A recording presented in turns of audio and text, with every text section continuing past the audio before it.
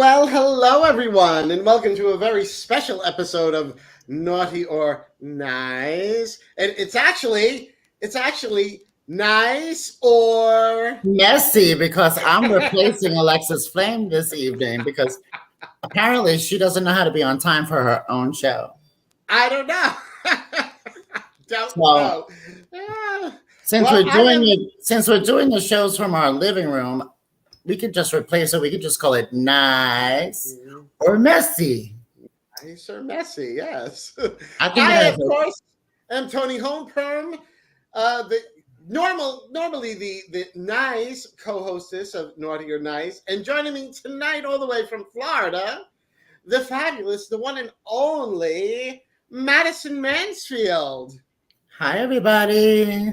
So thank you for joining us. You are, without a doubt, I would say probably one of our favorite guests that we've ever had on the show. Thank you. I can easily say that. Yes, because I don't hold my tongue.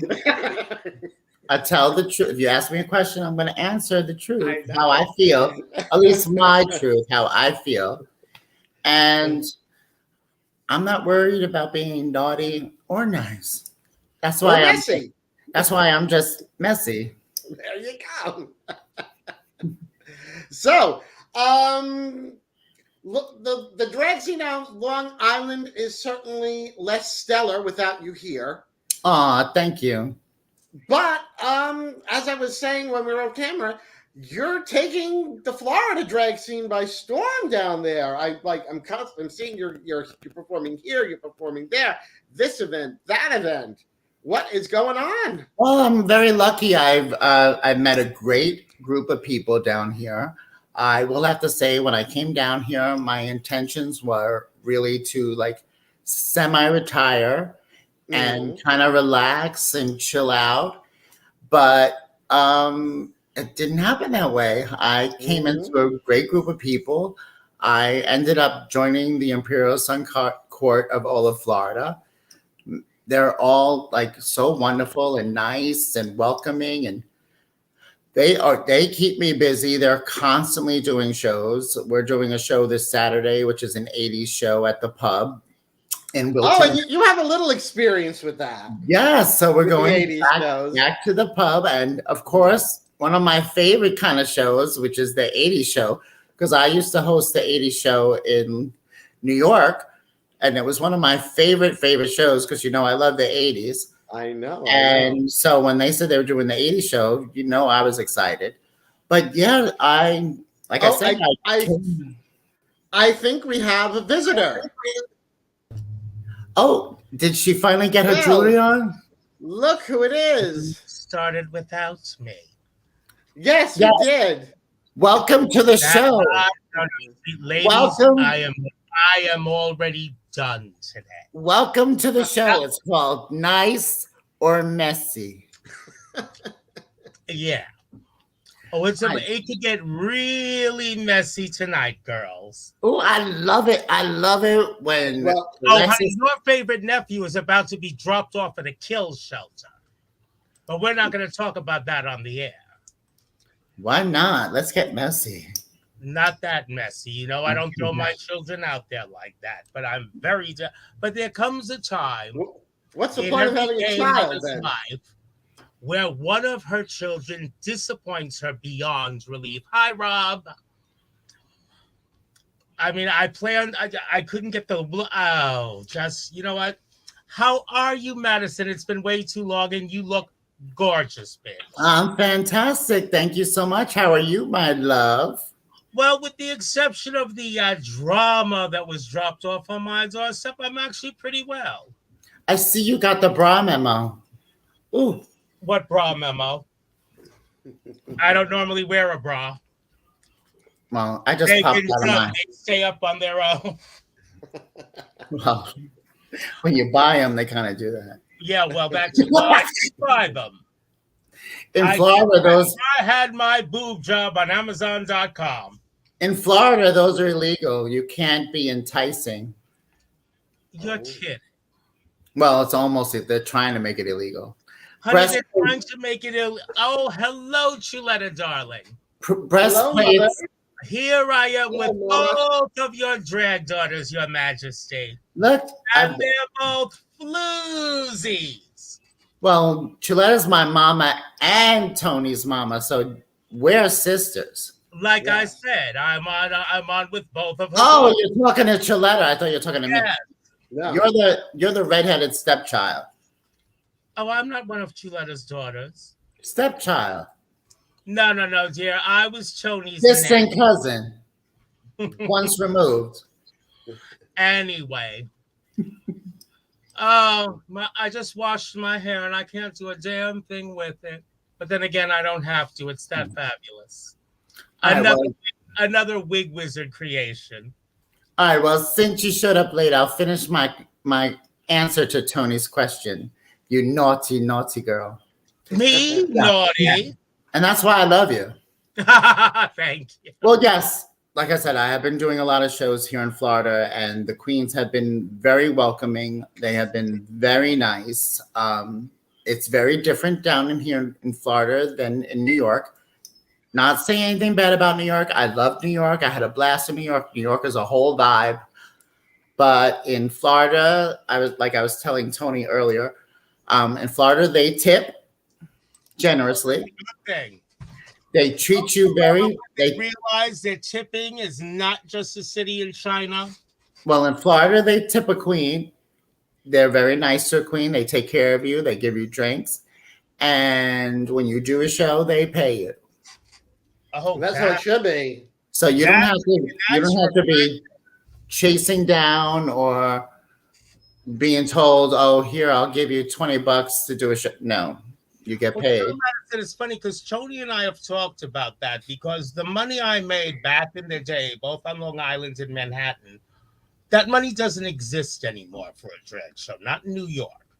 No. Okay, and I used to also heavily rely.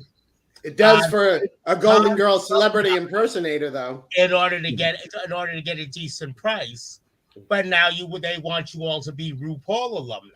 Well, I think guess what? The RuPaul girls aren't really getting paid that great today either. Well, I think one of the problems in New York maybe nowadays because of RuPaul's Drag Race, you can throw a rock and hit a drag queen. Oh, Yeah. Girl, get out of my head. I was telling Toni, drag bingo, drag brunch, drag bingo brunch. Why not call it drag dog do? Because everywhere you go, you can step in a drag queen. No. And plus with Drag Race, and Madison, you're not as old as I am, nowhere near, but you're old enough to remember we used to be exotic entertainers. I'm still exotic. You know what I mean. There is one thing to make us more acceptable, but we've been made mundane. We've been made commonplace. Now every little gay guy wants to grow up to be a drag queen, and they're giving in leotards and boots, they're giving the bar away for $25 and free drinks. Okay. Coletta, I'll do a death drop when you do one first. She needs to teach Who us. said that? Coletta said do a death drop. Honey, if I do a death drop or a shablam, I'll be in the apartment downstairs. If I do a death drop, I'll be dead. And no. And people can be dead before I do a death drop. And I was saying this to Toni earlier. Coletta, do a cartwheel. You can be a drag queen and you can perform and you can entertain without throwing yourself on a dirty ass floor. Thank you. Look, and I have been performing for years and I have never thrown myself on a dirty floor. Oh no. I'm not breaking my back. I'm not hurting myself. I'm not getting arthritis early because I'm throwing myself on cement floors and wood floor. And again, like Toni said, if you're throwing yourself all around this floor and stuff, you think the bar is going to help you pay your medical bills if you hurt yourself? Absolutely not. No, because you know what? There was a day, believe it or not, when I could do a backflip into a spin. I could kick higher than the Rockettes, but I saved those motions for a pivotal point in the number. I didn't base my act upon being able to do that because they were coming to see a diva, not a gymnast, number one. No, you save your gymnast moves for other moments. Well, I do private shows also. Private shows. But no, but Private also Death Drop, Black Flip, Cooter Slam does not make up for a girl not knowing the words to her song. That's another thing they don't get. And don't come at me with pineapple, watermelon, motherfucker, because I will rip up your scorecard. Facts. Yeah, but thank you. And you see it everywhere. I mean, people are like, well, Alexis, how come I don't make the money you used to make? Bitch, I don't make the money I used to make. Number one. Number two, I brought hair, jewels, wardrobe. I knew the words to my songs on top of being able to dance. Okay, you're going out there, in a cheap bodysuit and boots. All right, not even rating as high as Mandy's shop. You insist on doing a 10-minute mashup. Wait, did she say not Mandy's shop? Not Mandy's. Oh, I went there. And then these girls insist on doing a 10-minute mashup, and you both know what I think about mashups. Oh, I know you love the mashups. Now you love them. Please, don't even get me started. And anyone who knows how to sing knows that the spoken word is harder to lip sync than a song. But these bitches insist on doing mashups. They don't know the words to the song. So, they've already fucked up the spoken word mashup. Did I say that out loud? Okay, and plus 10 minutes, really? One thing from being a member of the Imperial Court, but I carried this with me before I ever joined the court system. Okay, a drag number should be between 2 and 4 minutes. 5 minutes is iffy if you're very popular and you're doing a total kick-ass number, like when Madison does Madonna's Vogue. There are certain exceptions, but not many. But you insist on doing a 10 to 15-minute mashup just so you can act like a chimpanzee around the floor. Okay, you've lost the audience. They're going to the bar for drinks. Not only have you messed it up for yourself, you messed it up for the next 2 girls following you. That's unacceptable. Okay, and I have a rule. I think after like 4 minutes, no matter how great of a performer you are, the people get bored and they want next. Exactly. So like 4 minutes, wrap it up. And if somebody wants more, give them your phone number and meet them later. Yeah, but even more so, okay? The people. Hi, Frank Anthony. Good. Hi, Frank. How are you? Hi, Frank. Son. I got to see Frank all weekend. Allowing these girls to do these tired 10-minute numbers. Well, what can I say? Oh, Roland. I have to answer Roland. Roland, I have did Vogue so many times in my life that I really have no interest in ever doing Vogue. But let me tell you, as many Madonna impersonators as I've seen do Vogue, not one. And I even have a couple of daughters who do Madonna. Not one of them ever brought Vogue the way Madison Mansfield brings Vogue. Her Vogue is worthy of the fucking MTV Music Awards, and you heard it from me, and I do gossip. Now what? Thank you. I did it a few times, and plus, I'm not feeling as skinny as I used to be. So maybe once I lost weight, and I still feel fat as fuck. Oh, there I go with the F. I just have to say, like, I didn't realize until like talking. I miss you girls so much. You have no idea how much. I was gonna wear the blue suit too. It's just everybody upset me today because, girl. Well, it's probably too hot for that blue suit now. Oh, it is. But I was gonna wear. But girl, they're not a perfect match. But I looked and I looked and I finally. So you did not wear it this fall or winter like you promised. I just got them. Those are perfect. All right, so save it for next fall, and you can. Oh, honey, trust and believe. Even if it's for 5 minutes, and you can pop out that hot leather Smurfette look. You're talking to a bitch who'll wear fur in July if it suits her. Okay, so no, that suit will be seen sooner than you think because I've waited long enough to wear her. Well, good thing for you. The she really looks good now. one thing about here, I'm like, oh, I need to lose a lot of weight because it is hot and I need to wear a lot less clothes. Oh, honey. Hi, Kara. That's oh my why God. you not Here's my good Judy. Hey, Yes. Kara, how are you, sweetie? I need to lose a lot of weight so that I can walk around naked because it is 85 degrees every day. Girl, let me tell you. You can't do that. You live with your mother. My mother would not care. Tells me nothing Madison does surprises Deb.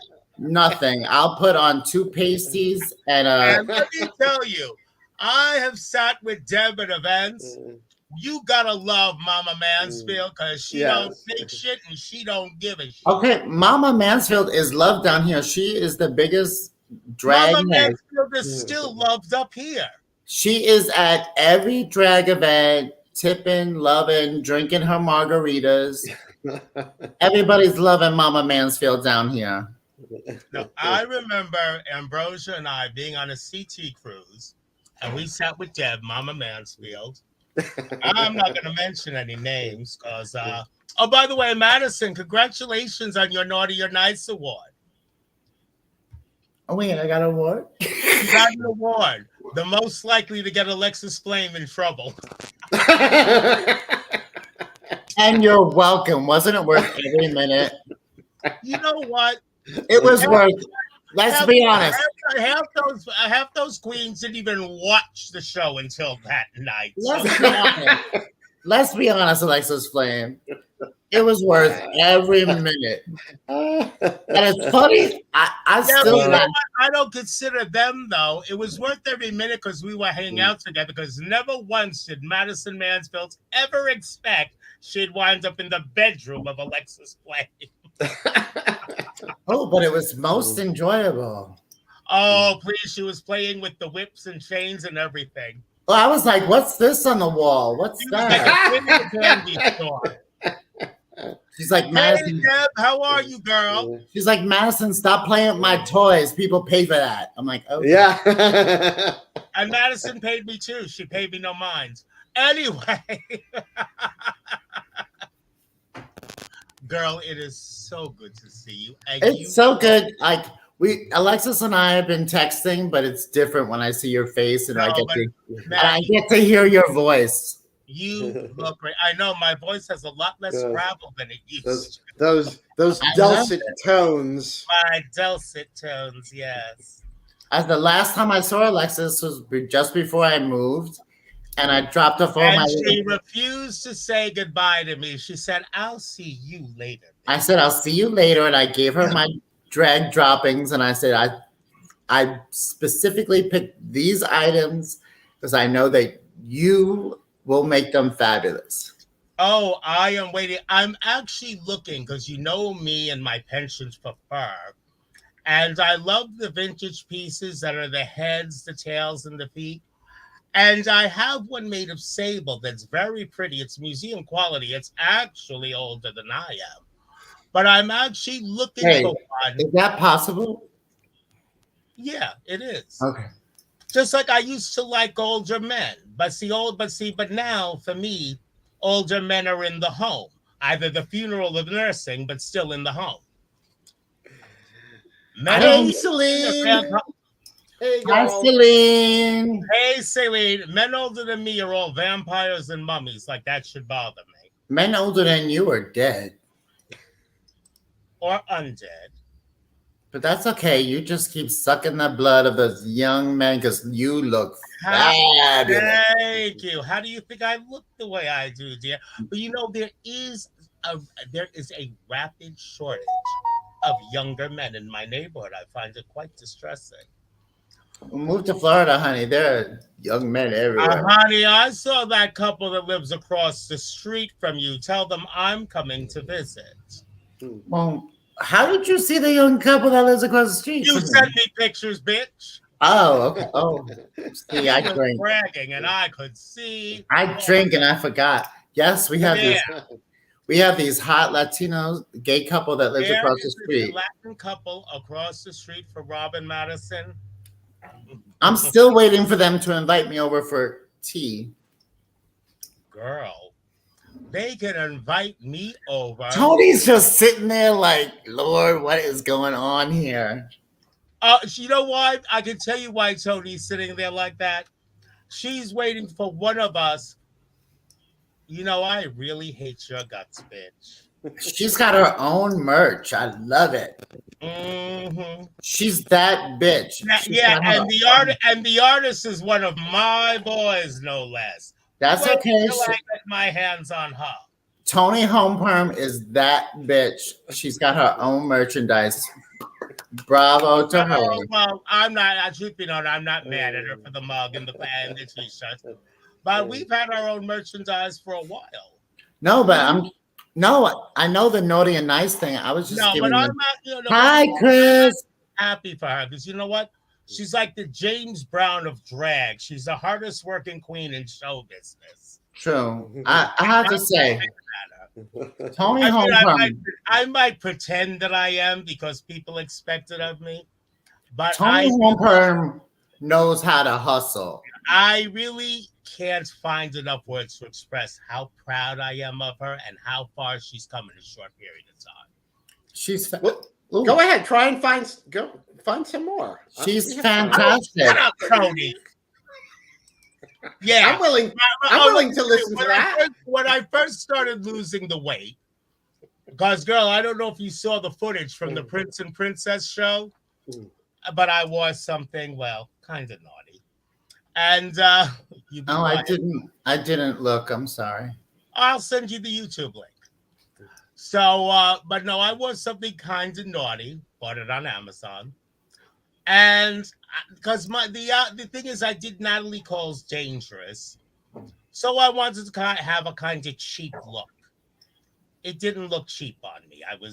Wait, you wanted a cheap look? I wanted it to look cheap, but when I put it on, it didn't look cheap. Well, kudos to you. I mean, let's face it. Let's face it. Did you get it at Mandy? Oh hell no. You know better, girl. No Mandy's or Rainbow Shop here. But you also know I can do floozy with a regal air. But it came out more regal than I wanted it to. It was very like royal witch. You're one of the hottest floozies I've ever met. So that's very kind. You're one of the hottest floozies I ever met, and Toni's one of the hardest working drag queens and nicest and kind. Like I said, she is the hardest working drag queen in show business right now. Well, come on.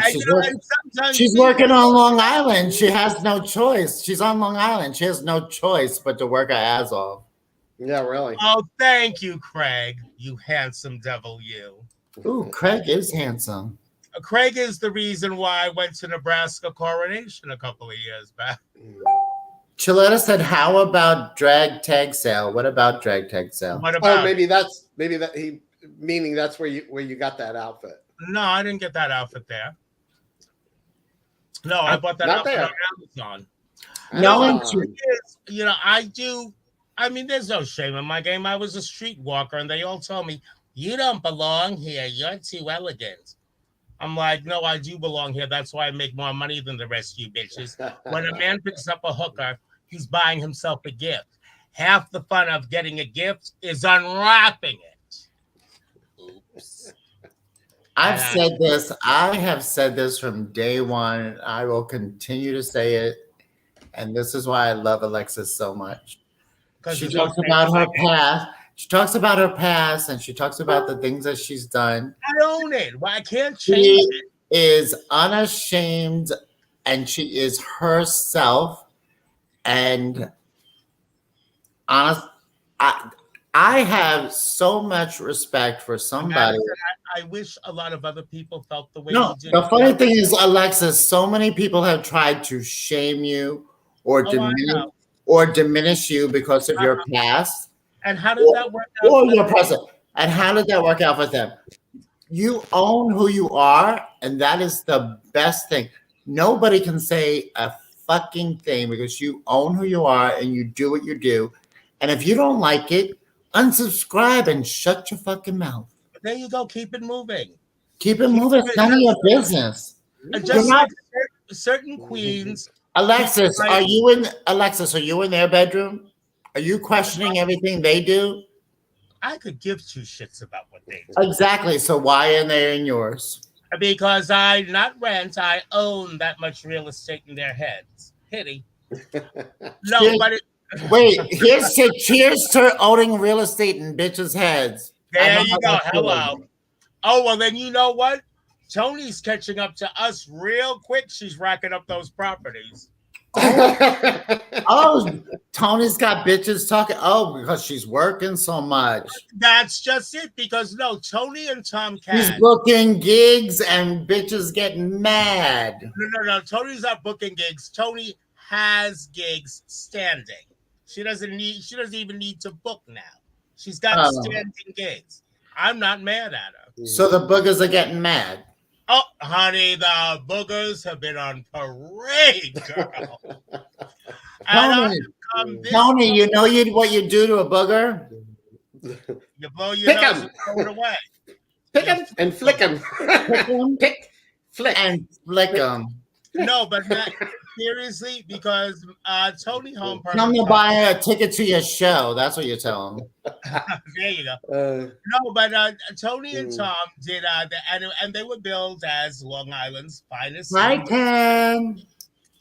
And somebody. Wait, James Kurt. All right. We have a whole Barbie and Ken thing going on. So that's my new boyfriend. Well, he's married and I'm married. But I can call him my boyfriend. And he calls me his girlfriend. So I'm his Barbie. Don't makes me clutch my rhinestone. I'm his Barbie, and he's my Ken. But if you see a picture of him, he actually looks like a Ken doll. Lucky him. Oh yes, but he's anatomically correct. Like wait, he's anatomically correct, and he's nasty. Thank you. I was just about to say. And he's nasty, and he's proud of it, and I love it. He shows me photos. I not too long ago, I did a show where I did "Nasty Girl" by Vanity 6. Oh, that's one of my favorite songs. I love that song.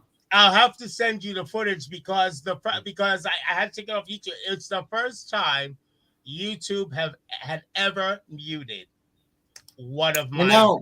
Because wait, Nasty Girl was blocked for a while because it was written by Prince. That's just it's also tied in with Prince's estate. Right. So Prince had all his music stopped, like even everything he wrote. But once he died, his one living sister was like, play it all. No, they muted it because let me tell you though. Oh no, Prince is everywhere now. This was in the past year. They muted it. Okay. But let me tell you, some of those songs like "Nasty Girl," even though we love that song, I love it. Last time you heard it anywhere. What a lot of publishing companies don't know that a lot of songs, drag shows are what keep those songs alive. Well, yeah. True. Well, somebody should send that message down to Ron DeSantis here in Florida. Why? Because they're trying to make drag illegal down here, honey. Now, see, it's funny because my brother. Yeah, please get that straight hair. Please get that straight hair. Handsome man. He was going to run for office in Florida, but he got shot down. It's a shame. Because he would not have allowed such a thing to go. I mean, and they're trying to mute drag now, really. Yeah. No, girl, I'm in the South. Girl, I'm in the. But you know what, though? Girl, I'm in the South now. It's like Tennessee Part 2. We have crazy. No, but you know what, though? Think about it for a second, and I don't agree with what they're trying to do. Do not get it twisted. Yet at the same time, that might make us exotic entertainers again. Because like I said, Madison, what have you been doing with your makeup? You look fucking beautiful. You've always been beautiful, but this is just above and beyond everything. You look drop dead. Honestly, I think because I work till 5:30. You took the potion. That's what you did. Well, I do take the potion, you know that. But but I work till 5:30. I think I do a better paint job when I'm like, Honey, we all do. Because when I got done in like, I think I got done in like 30 minutes. I was like, oh, I'd fuck me. Chuleta, I don't think Madison does too much of the sun. No, nice. You see that I am still white. I do not go out in the sun. Oh, no. I have tan lines on my feet because I wear sandals all the time. My sandals. Your husband just threw you under the bus, girl. She has a fantastic. Oh, honey, I throw myself under the bus. I go to Facial Mania. It's a half a mile away. They stick juice all up in this. I actually need another appointment, but he doesn't have to throw me under the bus. I'll throw myself under the bus. I am 52 years old and I need the juice. Speaking of the bus, I'm going to share a memory with you. Toni, I don't know if you were there that day. You might have been. Madison and I were doing a court event at Industry. And we are sitting outside having a cigarette, and her husband Rob is out there bullshitting with us. And Accessoride pulls up. You know the brand. I know this. And Madison thought she was being cute. No, it wasn't me. No, it wasn't me. It was Alexis. It wasn't me. It was my husband. Oh, it was the other way around. My husband was like, "Oh look, Alexis, I get it now, Bob. I see. But he thought he was being cute. Okay, and I noticed, and I'm like, oh, I put my cigarette out, I sashayed, got up on that said it was me. and waved bye-bye, like it was okay. And Robert said, look, Alexis's ride is here. She put a cigarette out and she goes, it is. And what? And got on her little bus. And she said it's $2.50 from here. Bye-bye. Thank you. I go door to door in the 5 boroughs for the same price as the subway. Kiss my ass. Okay. And once again, why do I love Alexis Flame? Because she don't give a fuck what you think. She's a hooker. She sells. She don't give a fuck. No, what am I gonna do? I'm gonna be ashamed. I'm gonna be like, wait, go down the one. Hell no. This is why I love you, because I'm the same way. I'm like, I don't give a fuck. Especially because let me tell you, doing the court shows, and I live in Queens. Okay, $40 to $50 each way in a car service. I don't fucking think so. I will tell you that. One thing to perform for charity. Okay, I will tell you since moving to Florida, I will tell you that is one thing I do not miss.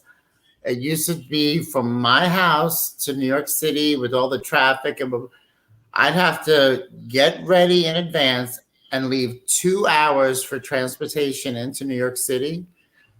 Thank God I do not have that problem anymore, because from my house to Fort Lauderdale or to West Palm Beach, it is 25 minutes, half an hour.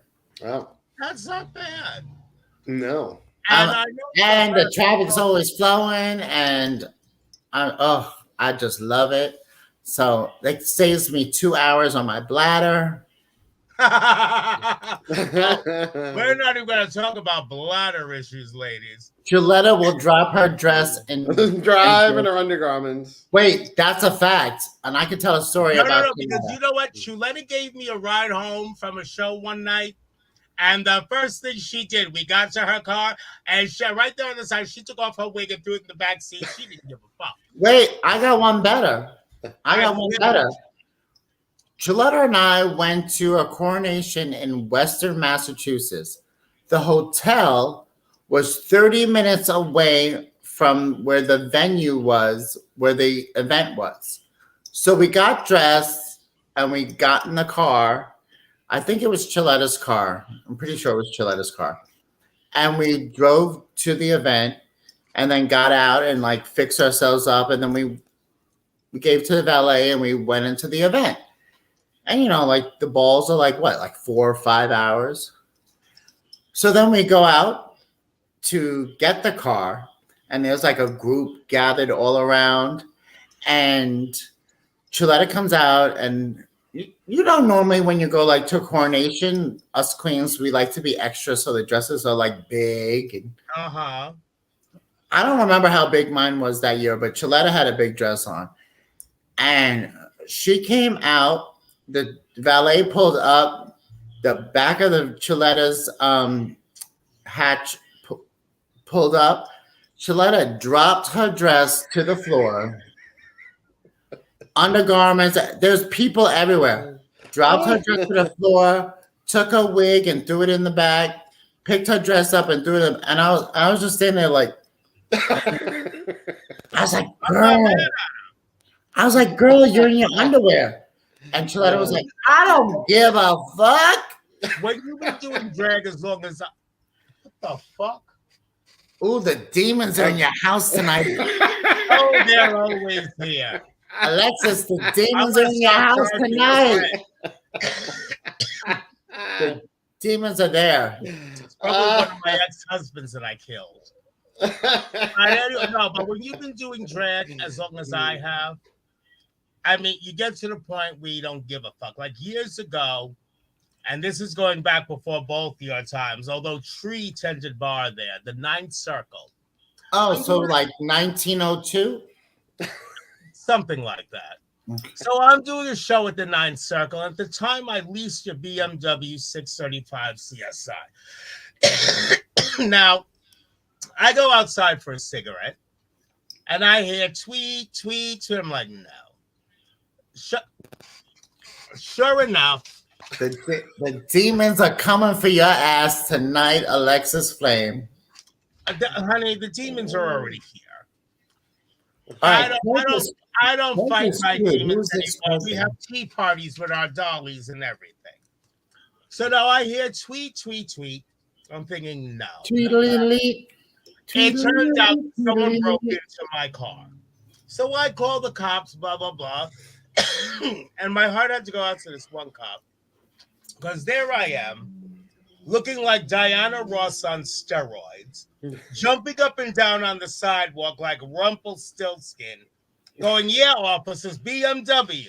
Bavarian Motor Works my ass. I'll tell you what BMW stands for. Break my window. So, yeah, it was one of those nights. Oh, so the Coke was good that night. Very. Very. And what are you going to think? Well, what did you expect? I don't do such things. Girl, we all been there. I may not do them now, but I did the fuck out of them then. Not me. All right, I've really done it. I really done it, but when I did, it was a good time. Yeah, we know you're a good girl, Toni. I never have. I really, honestly, I never have. I've done it maybe once or twice or 10 times, something like that. Me? Well, when I was much younger, I wouldn't even now. I don't even go past white wine. I don't even. What's this white wine you speak of? I drink bourbon. See, I couldn't even drink bourbon. I'd be on the floor. You know what? But I do like white wine. I'm a white girl. I love a nice crisp Chardonnay, which the last time Madison came to visit me, which was shortly before she moved, I made sure I had a chill bottle. Hold on, ladies. Must have been someone I ate. Straight hair? A few. That's why you have to have them shaved. I look at her like Josie and the Pussycats. Oh my God, that's who you look like, Melody from Josie and the Pussycats. I know, there's the first comment about my pussy ears. I was trying to give you the full... Way too easy. I was trying to give you the full Florida experience. And they wear pussycat ears in Florida. Well, I do. And this is the blondest I've ever been. I just got this hair. I'm trying it out. Too, before I decided on the strawberry blonde, I was wearing a platinum blonde. This is very blonde for me. I was trying it out, but I looked in the mirror and I was like, I like it. I look like great. Wait, what's that character? Storm? Oh yes. Oh yeah, from the X-Men. Yes. My mother said I look like Anna Nicole Smith. I'm like, bad reference, but okay. Jeff, how could you? You like my body?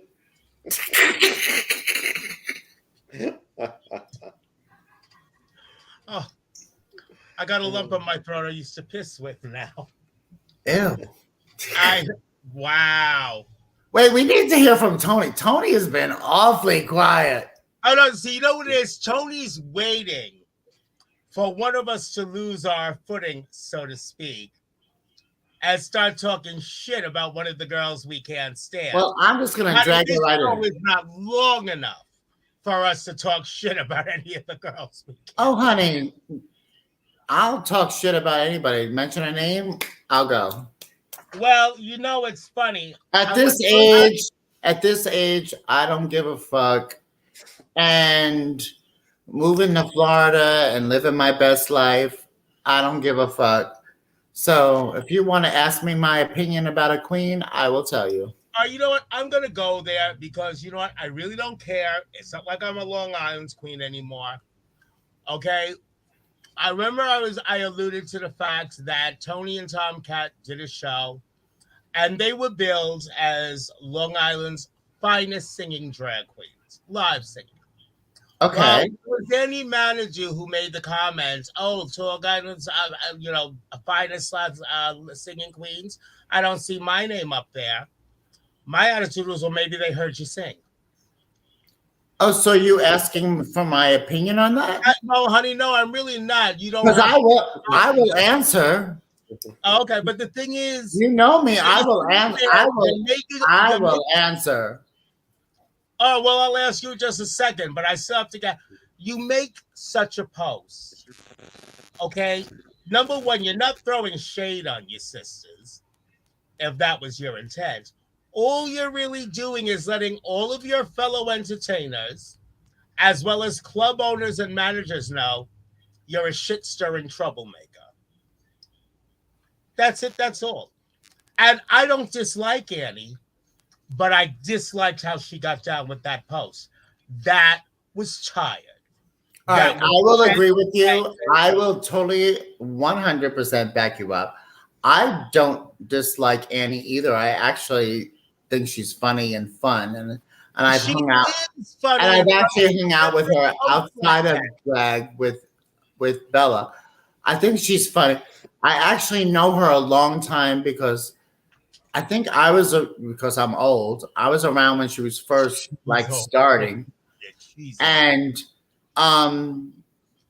not to throw shade, but I was there when she was singing, and I was a little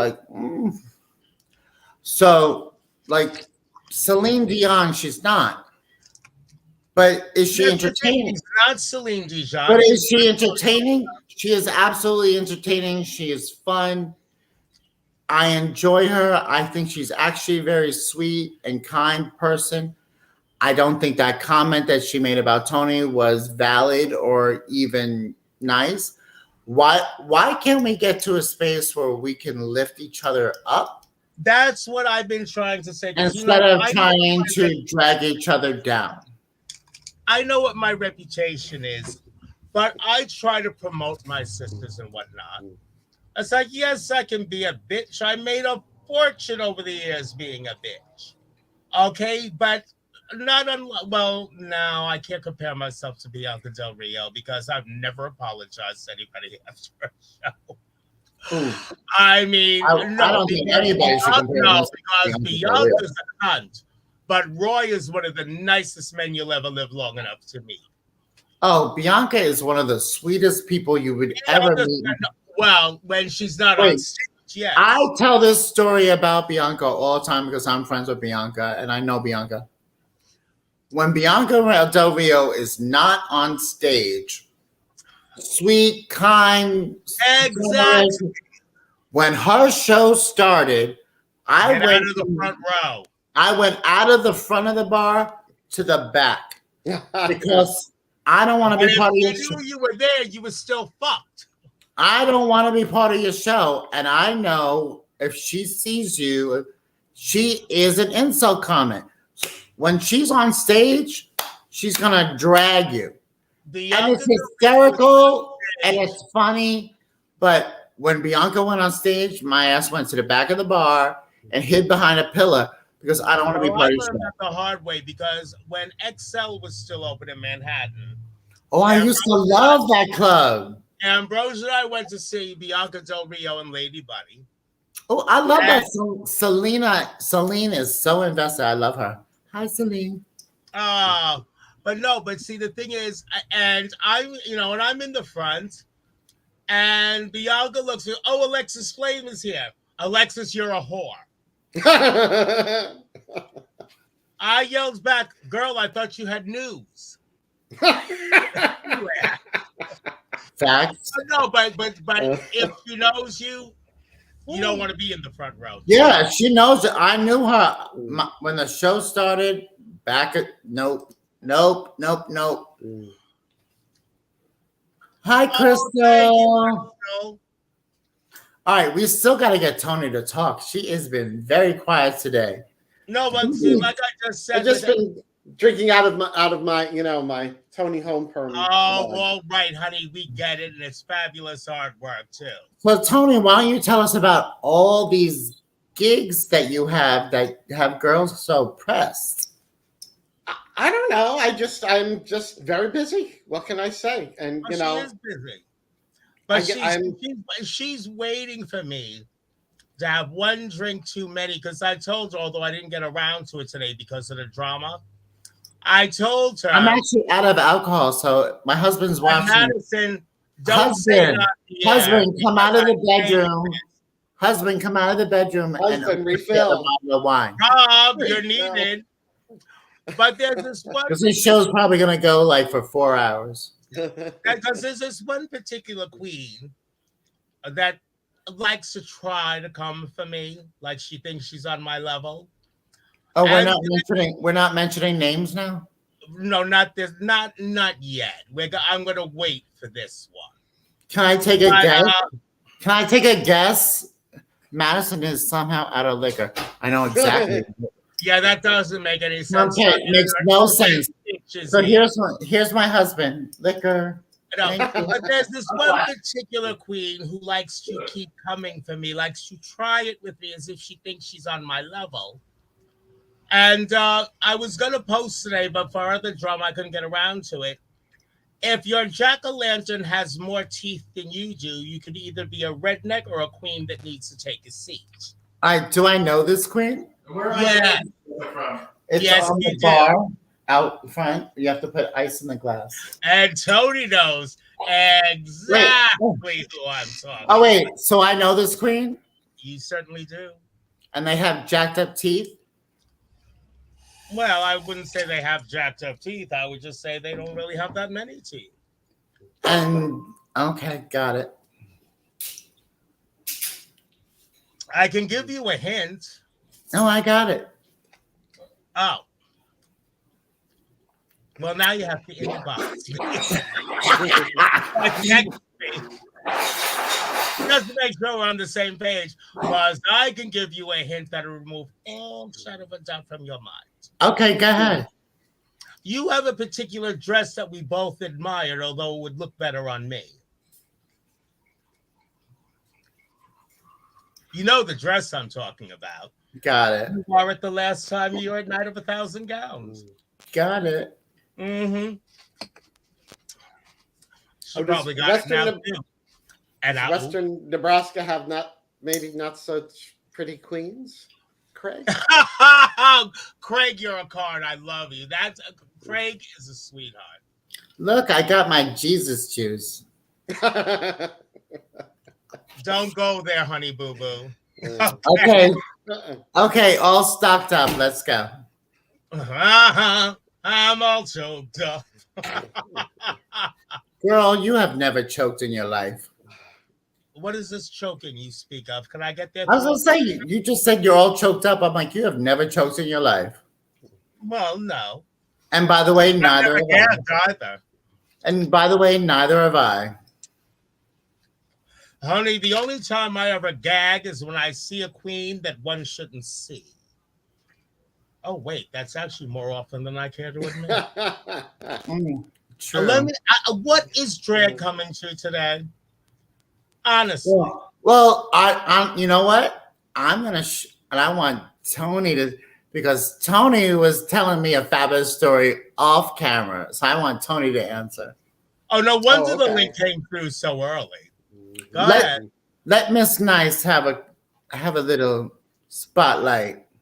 And by the way, Tony, your makeup tonight is on point. Oh, thank you. Thank you. Yeah, trying a little, I'm always trying little techniques and little, variations, but Teaching the children, those who can't sing, and get mad. Well, about I'll quote another famous queen. It's okay to do your makeup paint by numbers, but just make sure you know how to count. That's good. I like that. I'd say that all the time. It's like Madison. My say some of these queens look like they paint their face with their feet. There's no shade in looking like a hooker. Just don't look like a cheap one. There is also no shame in doing your makeup paint by numbers, providing that you know how to count. Alexis, I fucking love you. Okay, Tony, go ahead. Who were you channeling your inner Alexis over? I have to know. Who, me? When? Yeah, Tony, answer. What was the question? You started to quote another famous queen. There's about makeup, yes. No, we were talking about drag shows and stuff. Oh. Alexis, ask your question again. Do you remember? Tony, you said, that's when I interrupted. You said, to quote another famous queen, meaning me, there's no shame in doing your makeup paint by numbers if you know how to count. Exactly. What are you talking about? No, I'm just saying in general. Minds have to know. All right, half the queens she's in a show with. Let's just keep it PG. Oh, come on. We don't have that much time. Tony, tell us. Raised her too well. No, She's because wait. First of all, Alexis, she's the nice one. Nice. Oh, you'd like to think that lately, Madison. You really would. Oh no! No. No.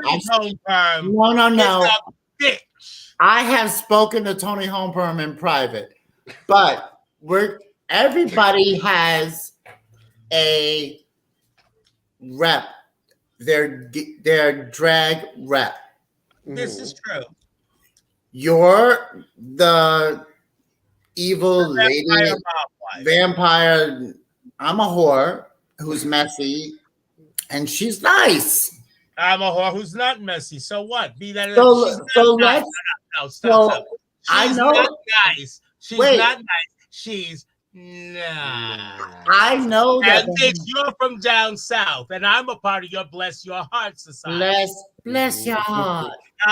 Just bless your heart. First of all, I know Tony's not so nice. You know you can be nice, or you can. But her drag persona is nice. So let's just keep. But there's nothing nice about being nice. That's why. And that she's not nice. She's nice. She's very nice. She's very nice. And thank you, Sarah. I've kept all her juicy tidbits that she's told me when we're on the ferry to Fire Island. Oh, can we talk about that?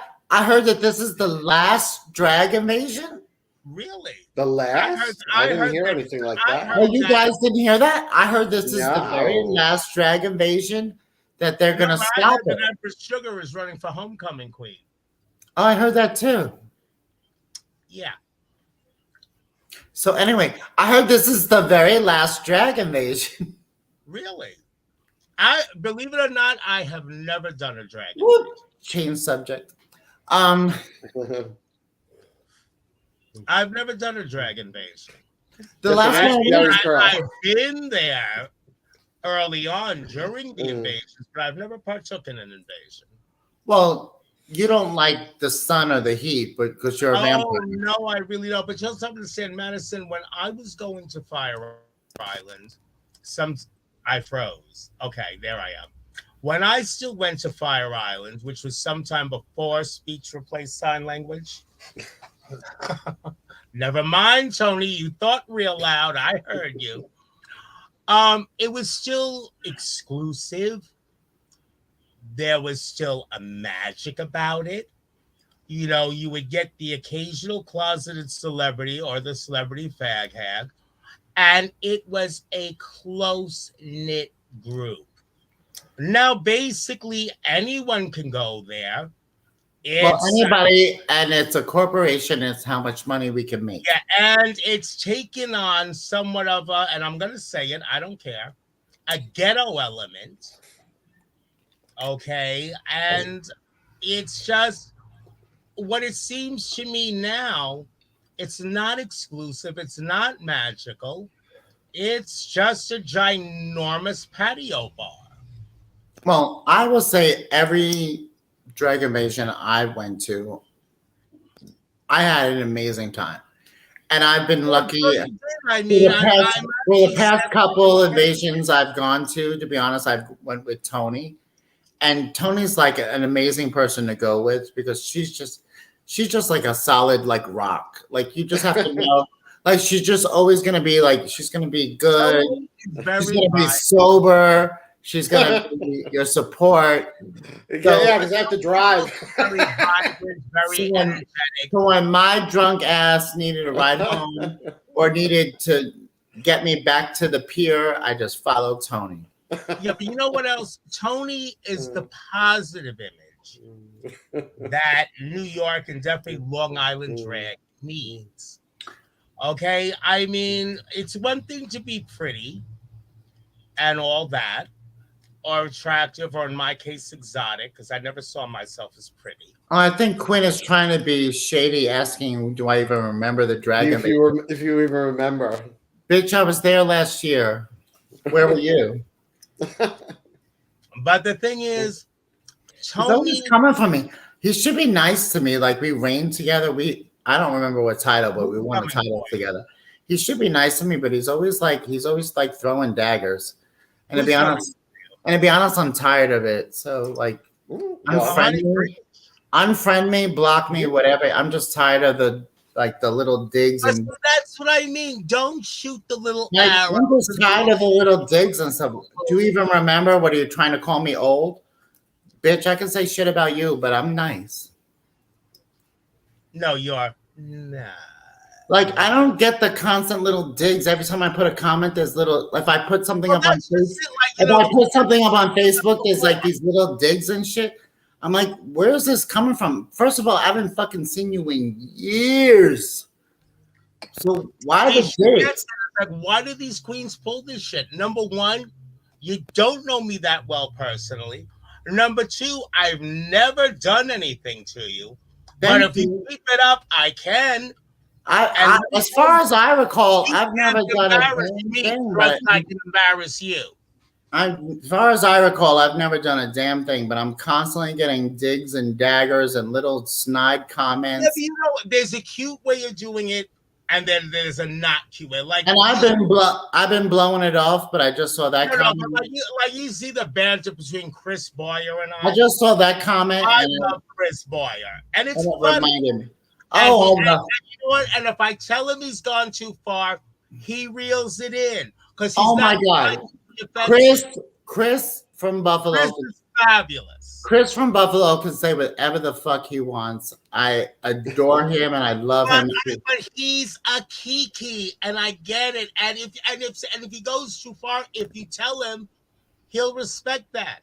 But then you get these other bitches that think who the fuck they are. They'll talk to you online or on camera, whatever, any way they feel like it. But if you come back for them, ooh, then they're all kinds of butthurt. There's a lot I can fucking say, but I'm being a nice person and not commenting. But see, and that's just it. Tony's my question is, so since you put up that little comment, Quinn, can I ask? Who just made the comment? Quinn Matthews asked if I even remember the drag invasion. Toni, because I have to ask Toni because Toni controls the tech guys. No, he asked if I even remember the drag invasion. Yeah, but no, you don't. So Chris, what did you? So what did you? I love you, honey.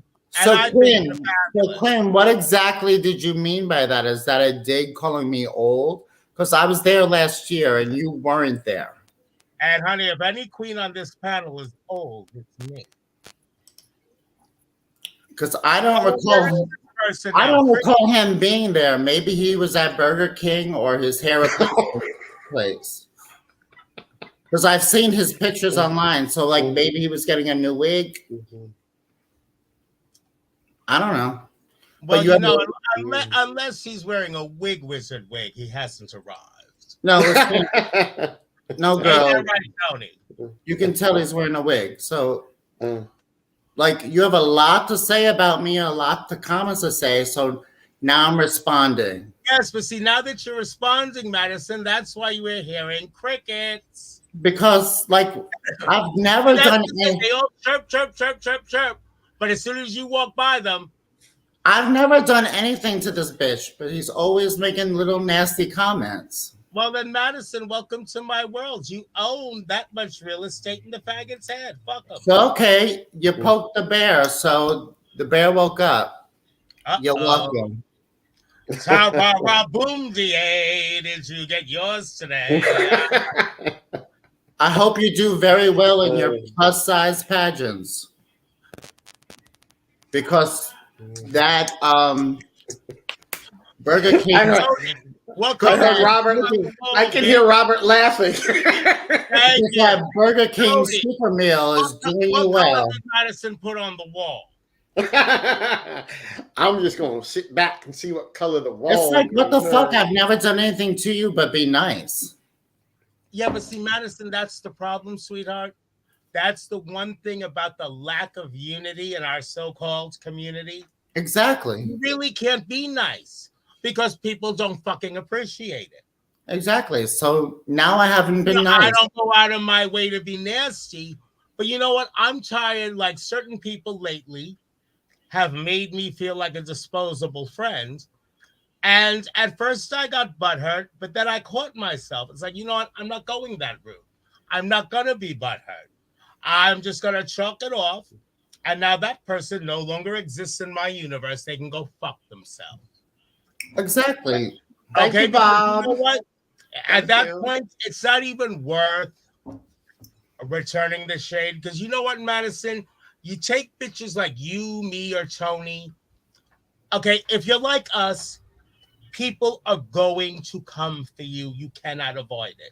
However, it is, and I take this from Medea. It's not what they call you. It's what you'll answer to. And I refuse to answer to their bullshit.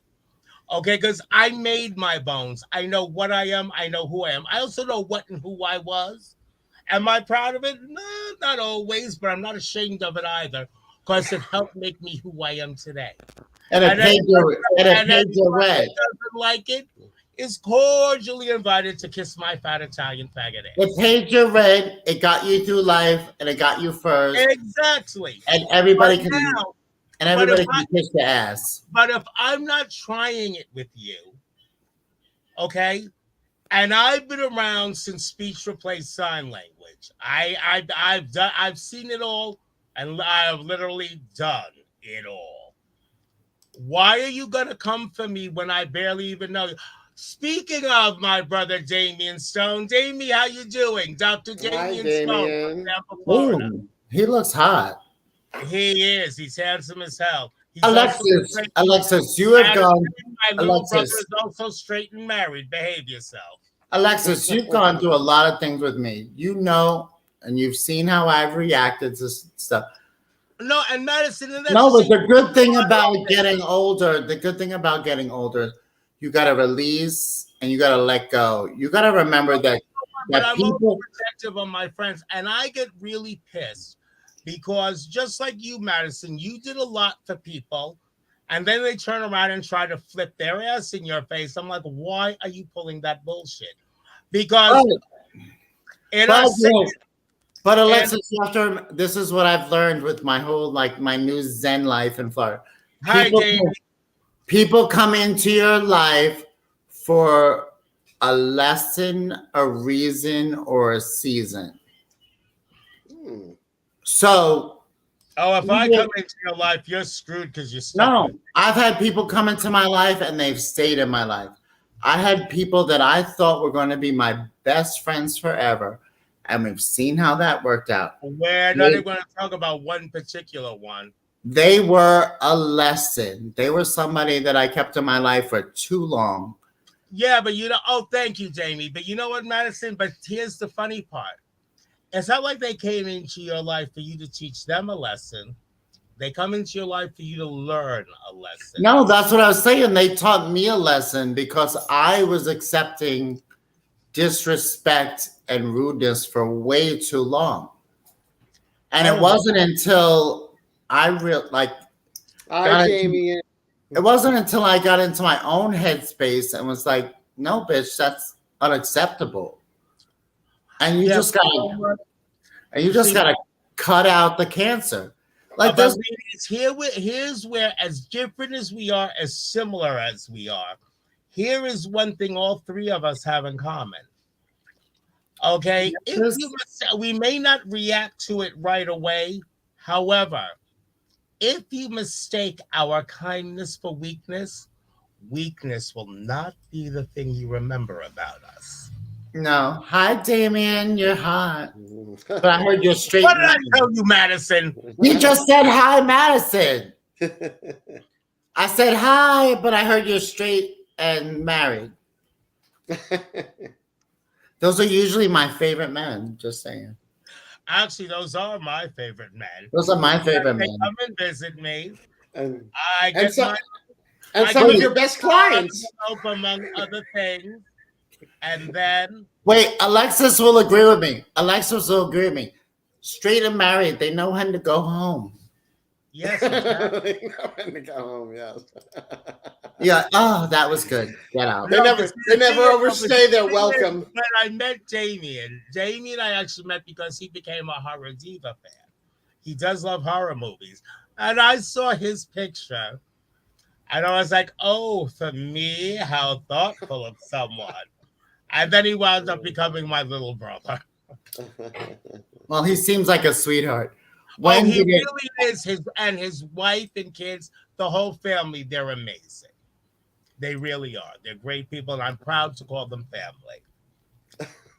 I just want to give a shout out again to Chris. I want to give a shout out again to Chris from Buffalo because I absolutely love him and I miss him. And Damien, I am still your older sister. Toni or Alexis, have you ever gone to the Buffalo coronation? No, I haven't. Oh my God, you must. You must. I think it's coming up. It's like in May. Damien, you're still too handsome for color TV. I hate coronations. Well, not this one. Oh, don't get it. No. Toni, not this one. You're headed for a slowly. Wait. Not Buffalo. Now I want to see what color the walls are. Wait, not Buffalo. Buffalo's fun. Yeah, well, if I want to have fun, I don't get into drag. I do not get into drag to have fun. I get into drag to this is my work. Oh, she's a professional. I'm producing. No. See, Toni already crossed that threshold. Like a year and a half ago, drag was still fun for her, and then she woke the fuck up. Well, it's no fun for me. She's booked and busy. It's no fun for me to do all this, put on a gown, stand around, and not be able to eat because I'm in a corset. Who the hell can eat when they're trussed up like a Thanksgiving turkey? My husband makes fun of me all the time. He's like, Madison never eats when she's in drag. I'm like, yeah, I don't want to have to poop. Yeah, Oh, God, exactly. You don't want to no. have to pee. You don't want to have to poop, because once you're all done up, try getting out of it in case of an Yeah. emergency. I'm like, no, I'm not eating in drag. When I go home, I'll chow down like a heifer, but I'm not gonna. No. Yeah, Rob, but it's not that I hate empresses or anything like that. It has nothing to do with that. It has nothing to do with the people. Let me be clear about No, that. Tony, that was Rob trying to be shady. He's trying to push me to run. That would be that. Madison, That might be the only Empress right here coronation in that New you York. could get me at. Show them down south how it's done. Girl, I came down here to. If there is another queen who has interests, I'm not gonna block anybody's shine. But You know what? I'm gonna have to come down to Florida. I'm gonna be like this. I never say never. Fair. Fair. You know, and it's funny, when I first joined the court, Madison was among the first to tell me that I'm a future empress. But we know how that turned out. We know the shade that was involved. Oh, And I still enjoy wait, not the shade, the finger fucking. Regardless, I still enjoy being a courtier. But after that happened, not once but twice, whether or not I try a third time, I think about it on occasion. I really do. But whether or not I go there remains to be seen, because what happened and was allowed to happen, I have to ask myself, do I want to lend my name to such an organization in that capacity? Because at the end of the day, I've been Alexis Flame longer than there was a court. I will be Alexis Flame if tomorrow there is no court.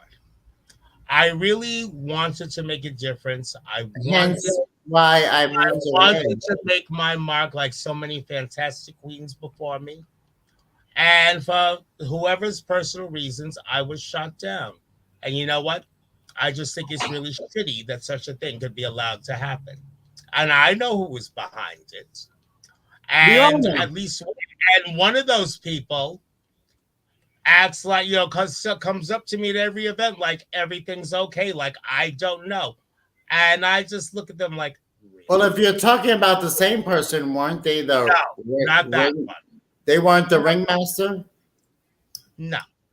Oh, not the ringmaster. Okay. No, the one with the takeout. Got it. Well, here's this.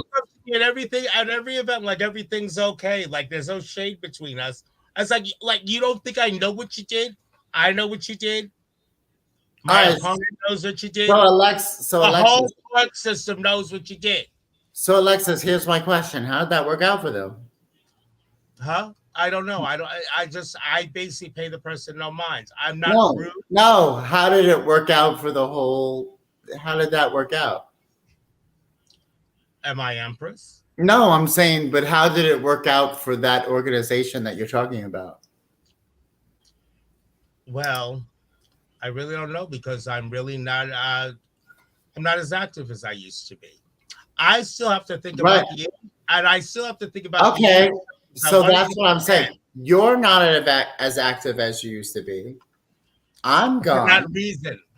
I'm gone. I'm gone. There's several other people are gone. And there's people still leaving. So is that a good look? Because everybody knows what happened. Well, everybody does know what happened, yet they skirt the issue. You can't skirt the issue with me because my feelings are hurt. And if you really know me and know about me, you don't want to hurt my feelings. Well, because nobody should speak the truth ever. No, and anyway, let's talk about something happy. And Rob DeSanto is our president. Let's go back to the last show I was on. Let's talk about that dress that looked like E. coli. Well, I'm probably gonna get in trouble anyway. Who gives a fuck? Wait, No. that's what got you in trouble because I was talking about the person Yeah, that but won you know what? Because the you dress that looked like Ebola. It's Well, still it looked honestly, I still put my foot down. That dress looked like Ebola. it looked like amoebas. I mean, number one, But I anyway, have certain dresses made that way that I can get away with. But queens of a certain age should not be trying to rock nude illusion. That's number one. nobody should wear a dress that looks like a petri dish. Sorry. Well, it wasn't so much the dress. It was just the dress she wore was meant for a younger person. It was the dress for me. The dress that like and she read me because she said, "How could you like that?" I said, "I didn't say I liked the dress. I said I would have worn it better." no. I'm the one that said it. First of all, I'm the one that said it. You're the one that got in trouble. Yeah. Dress looked like my show. Well, our show. So I am doubling down. Dress looked like a petri dish. It didn't look like amoebas. And first of all, splotches, it looked like amoeba. And first of all, to respond again, we were doing a fun show, and I was like the Joan Rivers red carpet thing. I didn't say anything mean about anybody. I said your dress looked like a petri dish. I didn't say your face looked like an ass. I said your dress looked like a petri dish. That night. But anyway, I digress. In my opinion, it was a dress for a younger queen. That's a dress for not that I'm a younger queen. That's a dress for no queen. If your dress looks like a pandemic, get rid of it. I don't want to wear anything that makes me look infected. I know I'm getting a phone call in the next 24 to 48 hours. Tell him Madison said, suck my dick. And you know what? At that point, if I do, I'm just going to tear it all down and let them know what I think. Okay? Whatever. Because I'm still butthurt. Yes, sour grapes. Yes, that was Empress My Pansy finger has not commenting. put out wine in a long time. It's vinegar. What did Empress? Wait, what did Empress Pansy say? Pansy, yes, bitch. Empress you're Pansy. in trouble. We need you to clear something up, Empress Pansy. I have always loved Empress Pansy because she always. She speaks the truth. Doesn't give a fuck. That's why you gotta love her. Hey, Pansy. How are you? Empress Pansy, we're hearing rumors that this year's invasion is going to be the last one. Yes, let her clear it up. Clear it up. Please. Pansy, is this a rumor or is this true? Please, tell us it's not true. Because I need to know whether I need to book a flight. No way. Thank you. There you have it. There you have it. Oh my God! I am gonna go back to Your Majesty. Go back to whoever said that. I am going back to the person who fed me that information. But Your Majesty, Toni Homeperm and I have a question we'd both like to ask you off camera. Off camera. By the way, Pansy, you still have a wig here. It's actually right that it's just on the other side of that wall. Waiting. But you know what? I am so happy to hear that this is because I was upset because the rumor I was upset too because you know what? I've never took in an invasion, and I think I'd like to at least once. You have to go at least the sun or the sea or anything like that. But I think I'd like. Oh, she already knows what we want to know, Toni. You have to go to the invasion. No, she knows she's. No, Alexis, you have to. If you want to know the question, you can always inbox me after the show. Alexis, you have to go. You have to go to the invasion at least once. My only recommendation is wear as little clothes as possible because it's usually. I haven't lost that much weight, man. No, but neither have I. But I'm just saying it's usually fucking hot. Pansy, I'd love to. So wear as little as possible because you're gonna sweat, and go Okay, so first things first, no breastplate. No breastplate. No breastplate. No, no, no. That is not a day for breastplate. No. And a comfortable wedge. No, No, you know what? Probably. no, I will tell you a story. Alexis, I will tell you a story about Invasion. I thought I was being cute. I went as Poison Ivy. And Onyx is fine, Jamie. Thank you for asking. Go ahead, Maddie. and I made this costume, and it was already a thick jacket that I had, and then I glued all these leaves on top of it, Oh, pansy. and Okay. it was like tons of it was like layers on layers. But I thought I looked cute. Then go out and And you probably looked fabulous too, but when you got on the ferry, yeah. Now go to Fire Island, and it's 104 degrees. oh, fuck And I that. have That. all my undergarments on. Then I have this jacket on that has leaves glued on top of it. So we're on the boat, and I was like, "Ooh, I don't feel so good." No, it was at the Ice Palace. No, Was that the ice? that's where Opie passed out. No, you didn't pass out, but you. No, mine was on the boat because I remember holding on to the edge of the boat, and I was like, "Oh my god, I don't feel so well." No, And that I can't do because they stuck water bottles.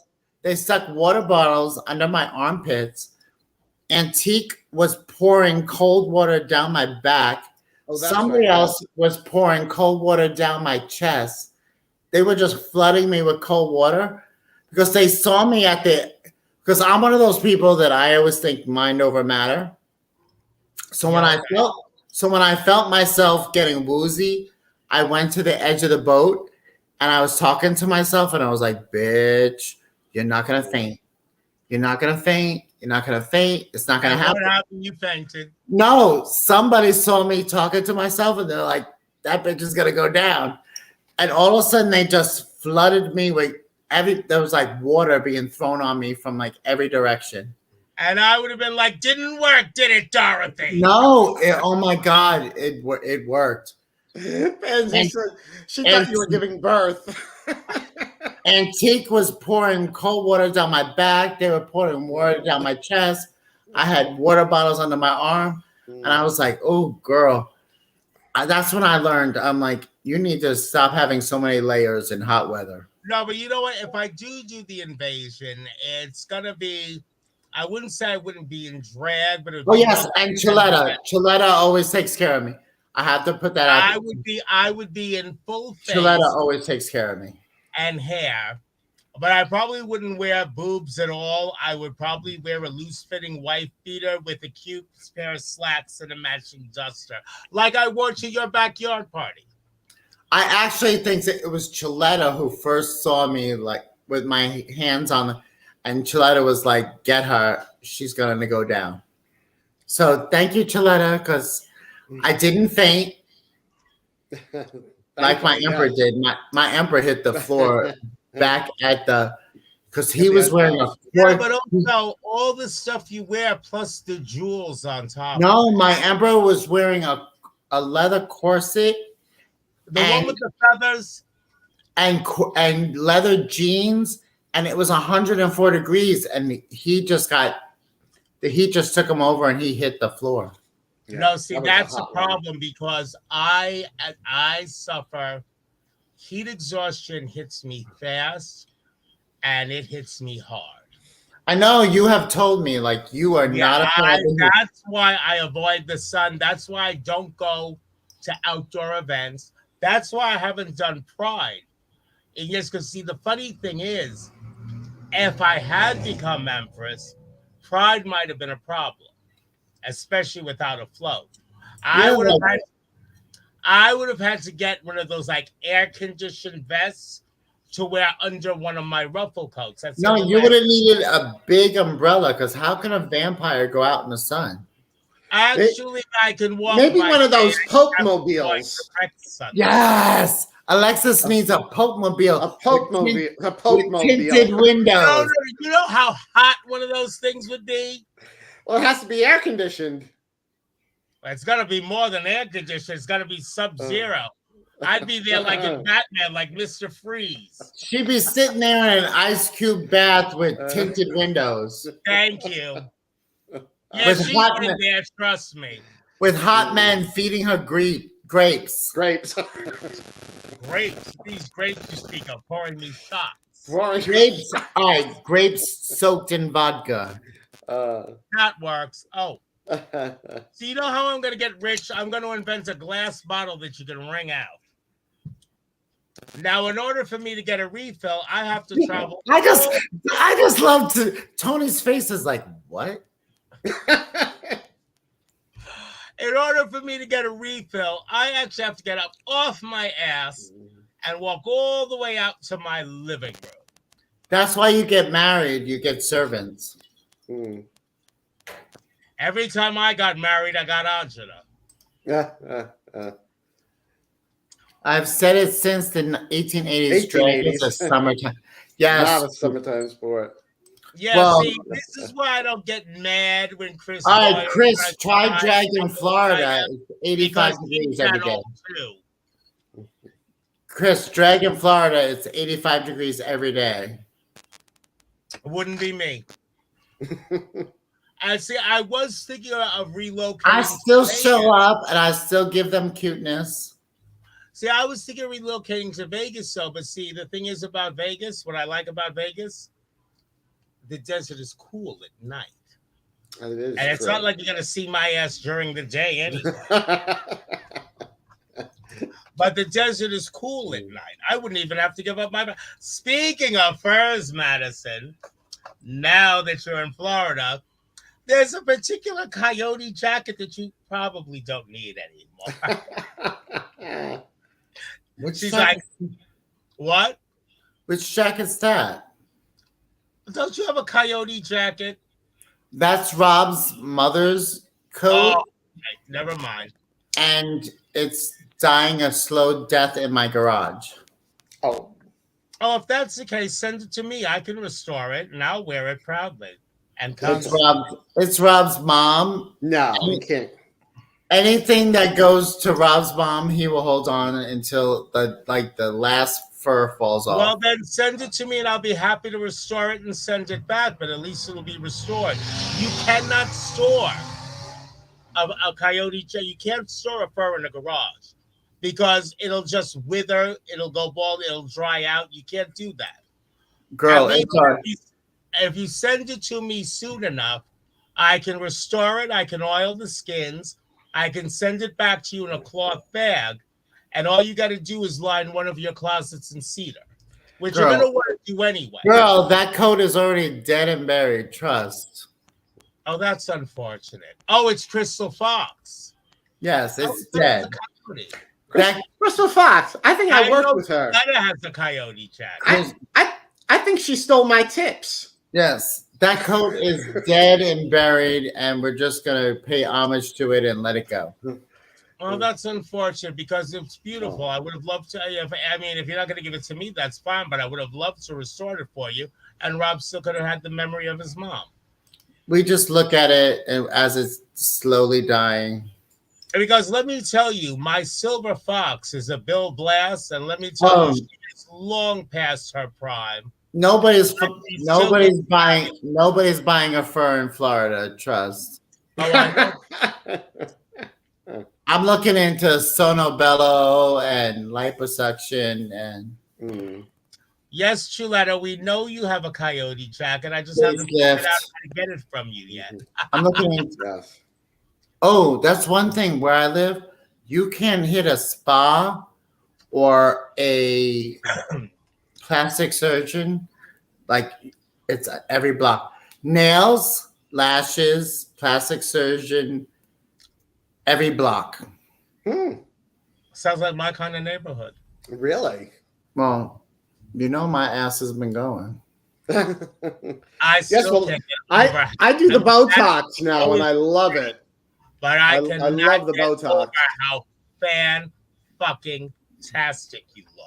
The Botox is good. My favorite message, I got a message from Lucia Virginity. She was like, bitch, how much Botox are you doing? You have no lines in your forehead. And I said, you're welcome.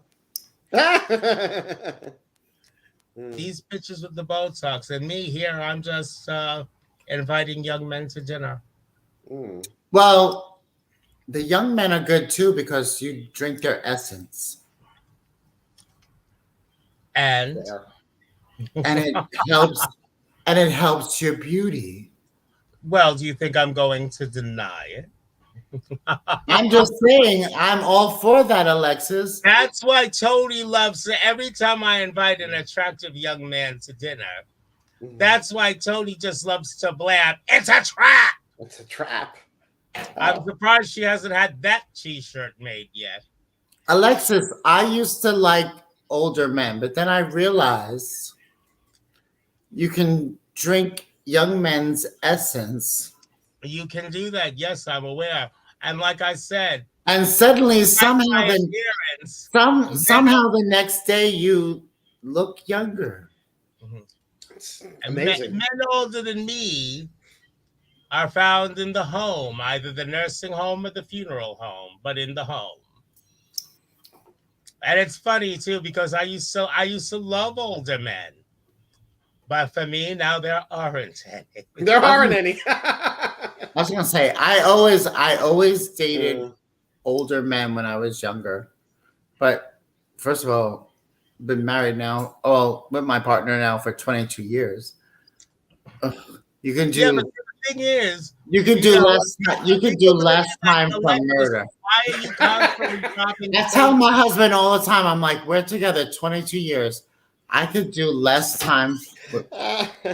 Oh, he's coming out. He's mad. Pansy said? She said, Pansy said, come facials. Come facials. My husband gets excited about hearing about come facials. Oh, well then I should videotape my date on Sunday for him. It is organic.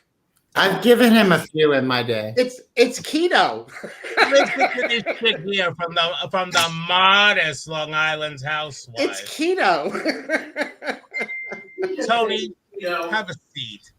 Rob, you know you're on camera in your boxer shorts, right? Oh well. Okay. Thirsty, Rob. Thirsty for attention.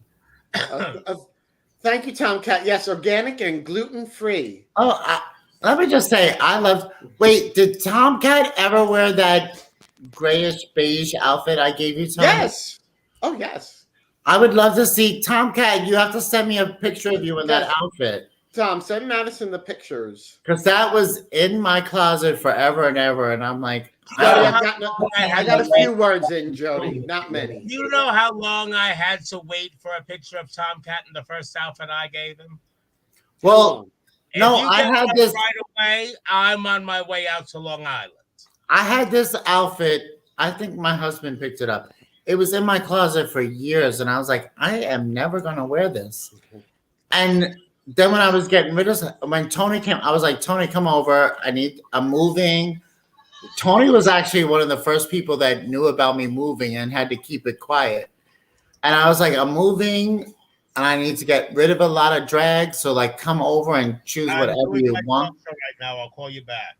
And I was like, choose whatever you want. And there was this one outfit that's been sitting in my closet for years. And I was like, I am never going to wear this because it was just too like prim and proper. It's my dress. Shut up and go. Actually, Madison also and Toni took it for Tomcat, and I was like, "This is a perfect B. Arthur outfit because it's pretty." Oh well, you know what? I'm glad you said that because you remember a particular event where one of your children told me that my dress was very Dorothy Zbornak. Was it my child? At the time. Oh, I know you. I wound up giving that dress to Tomcat. Well, Alexis, I love you to death, but you do love a good bugle bead. Oh, please. I live for bugle beads. I mean, come on. Everything I own is secret or beaded to the hilt. As far as the younger queens are concerned, when they see a bugle bead, they think of the Golden Girls. Maybe you should think of Bob Mackie. Yeah, they don't think about that. But you know what? Considering that person should have thought more about getting a wig that covered the pack of Franks on the back of their neck. And no, but the best was, and after I read them, because this person insulted me in front of Madison and in front of Dandelions, so our own empress and an out-of-town empress. After and then she just sashays back into the bar in a huff. I turn on a stiletto and I'm about to follow the bitch back into the bar. And Madison gently grabs her and says, "Alexis, please don't kill her today." And of course, not tonight. because she was my empress, I had to grant her request. I was like, it's not worth it, girl. But at the end, I took the high road. It wasn't worth it. No. Yeah, well, you also know what happened after that at the Christmas party. And I was accused of slapping somebody. Mm-hmm. And anyone who knows me, I don't slap. Well, if I slap you, you're going to know you were slapped. Yeah, but see, that's just it. I don't slap. That whole thing. Oh, somebody slapped. If I slapped you, everybody and their brother is going to see. Because I'm going to. Well, that's just it, though. Because if I had so much to slap this person, there would have been a scene. And and again, where are they now? True. Where are they now? True. But the thing is, why do people do that shit? Well, actually, he's living a fabulous life. He's got a sugar daddy and 2 children, but okay. His life ain't that fabulous. Well, yeah, because you know what? That's not because he's a slave to the dick and the money. So your husband pays for whatever your next song that you want to put out. Yeah, and you know what? I mean, your next. Ever heard one of those songs? I should add your next auto-tuned song that your husband wants to put out. See, this is why I love this woman, because she's so nice. Because I have no filter. I don't give a fuck. This person you know what I say? No, this person was supposed to be my child, and I give them nothing but love, and fucking Goose never a fucking message, text, nothing.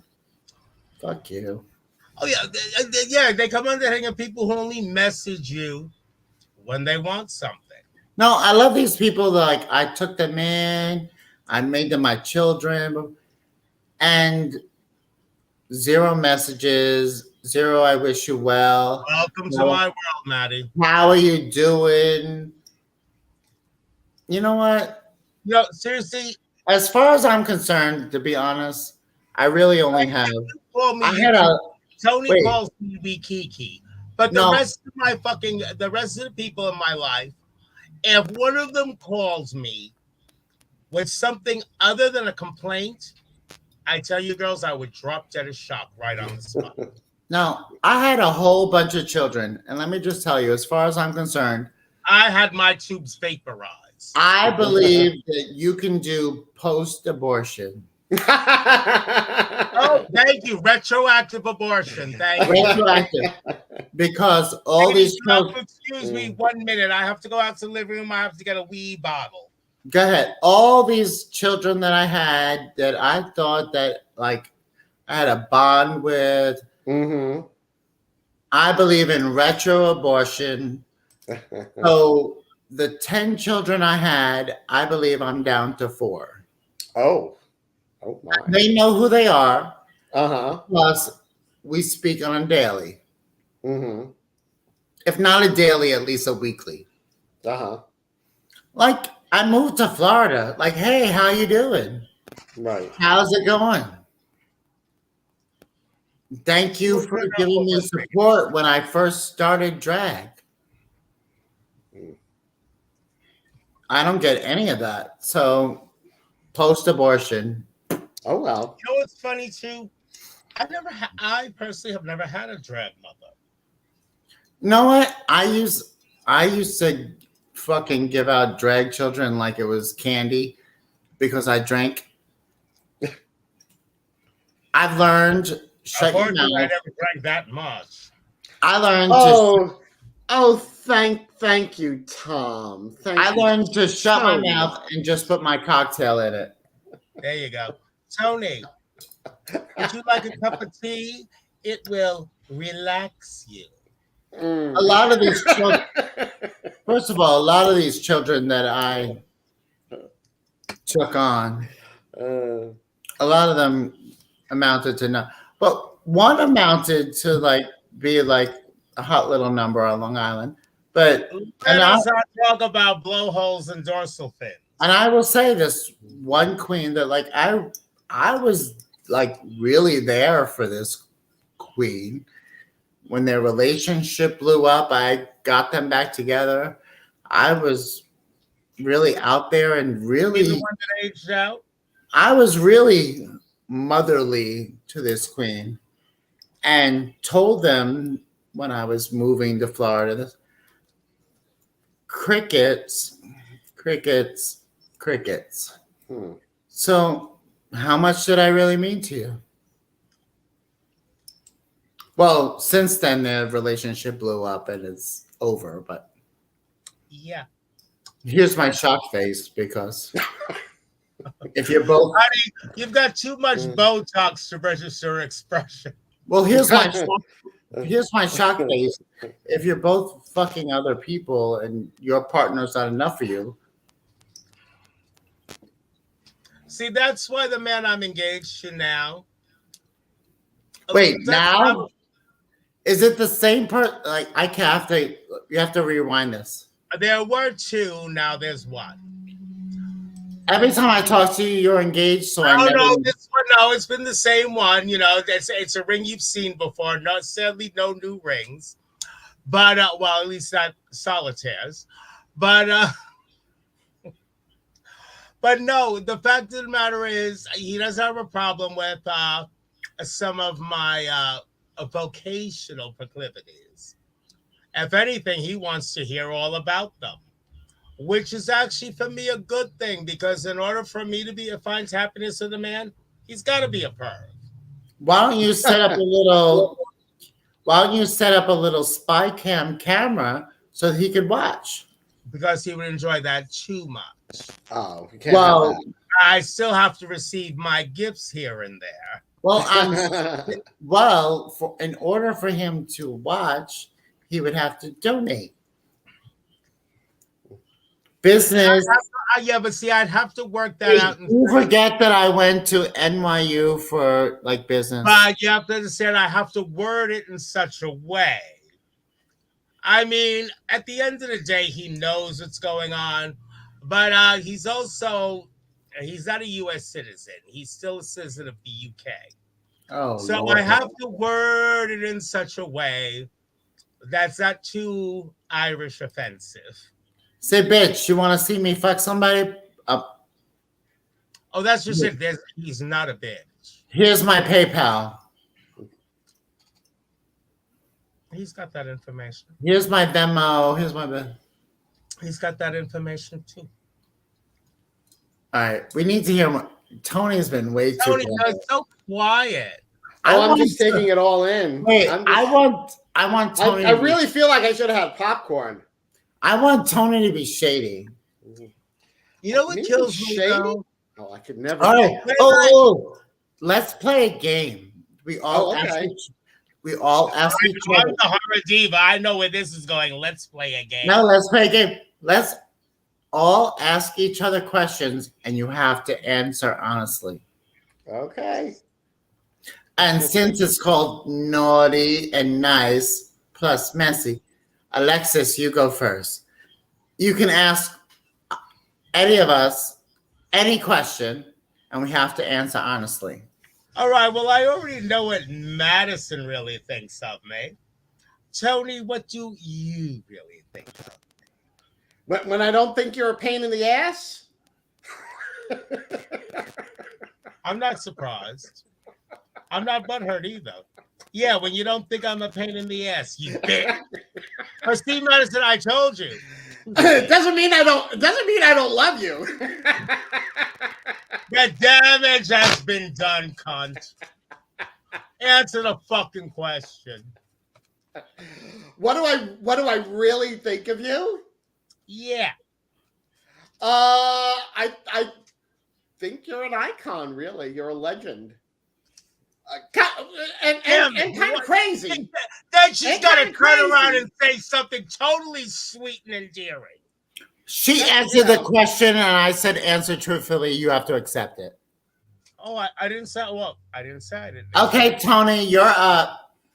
Oh gosh. All right. Let's see. So, Madison Mansfield. Who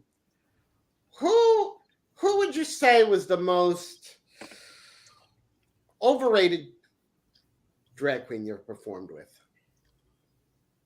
Alexis Blake. No. No, definitely not. Nothing. No, never overrated. Most So kind. overrated Most drag overrated. queen I've ever performed with. Oh, this is gonna be good. It's gonna be good because I had a name come into my head instantly, but I'm like, I don't know if I should say that. Oh, come on, you set the rules, Madison. You have to answer. I know. Rules. But wait, hold on. I need to stew on it and think about it because was that first name come to my name just out of pettiness? So I need to That doesn't matter. No, I said answer honestly, so I need to stew in it for a second. All right, I see what you're saying. I will answer. So most overrated drag queen that I've ever performed with. All right, I'm gonna answer it, and I know I'm gonna get shit for it, Oh well. but I don't care. Okay. Don't suspense any longer. On Long Island, there was this one queen. I tried to befriend, but it didn't happen, and a lot of people talked about her and built her up to be something like Stella, but I didn't see it. So I'll say the most overrated drag queen that I ever performed with was Monica Storm. Oh, really? Huh. She was great at. I was expecting to hear a different name, but okay. No, because that person wasn't even rated. The person you want, It was never really that popular. Alexis, the person you wanted to hear wasn't even on the scale. Do you know who I wanted to hear? You wanted to hear Gina Marie Versace. No. I don't have a problem with Gina Marie Versace. Gigi Glamour. She doesn't rate. Exactly. They're not even on the scale. It was neither of those ladies or queens or whatever. Oh, there's So another Josie Meow. Josie Meow? Yeah. Oh, I actually think Josie Meow I- is. I think Josie. I love Josie. I actually think Josie's like extremely talented and amazing. Me too. I have to say that's my. It's just my personal. For a one-trick pony, perhaps. Her and I have had our thing on and off over the years, and right now we're on. But I've never had a problem with her. I've never been on with her. I actually think I've never messed with her.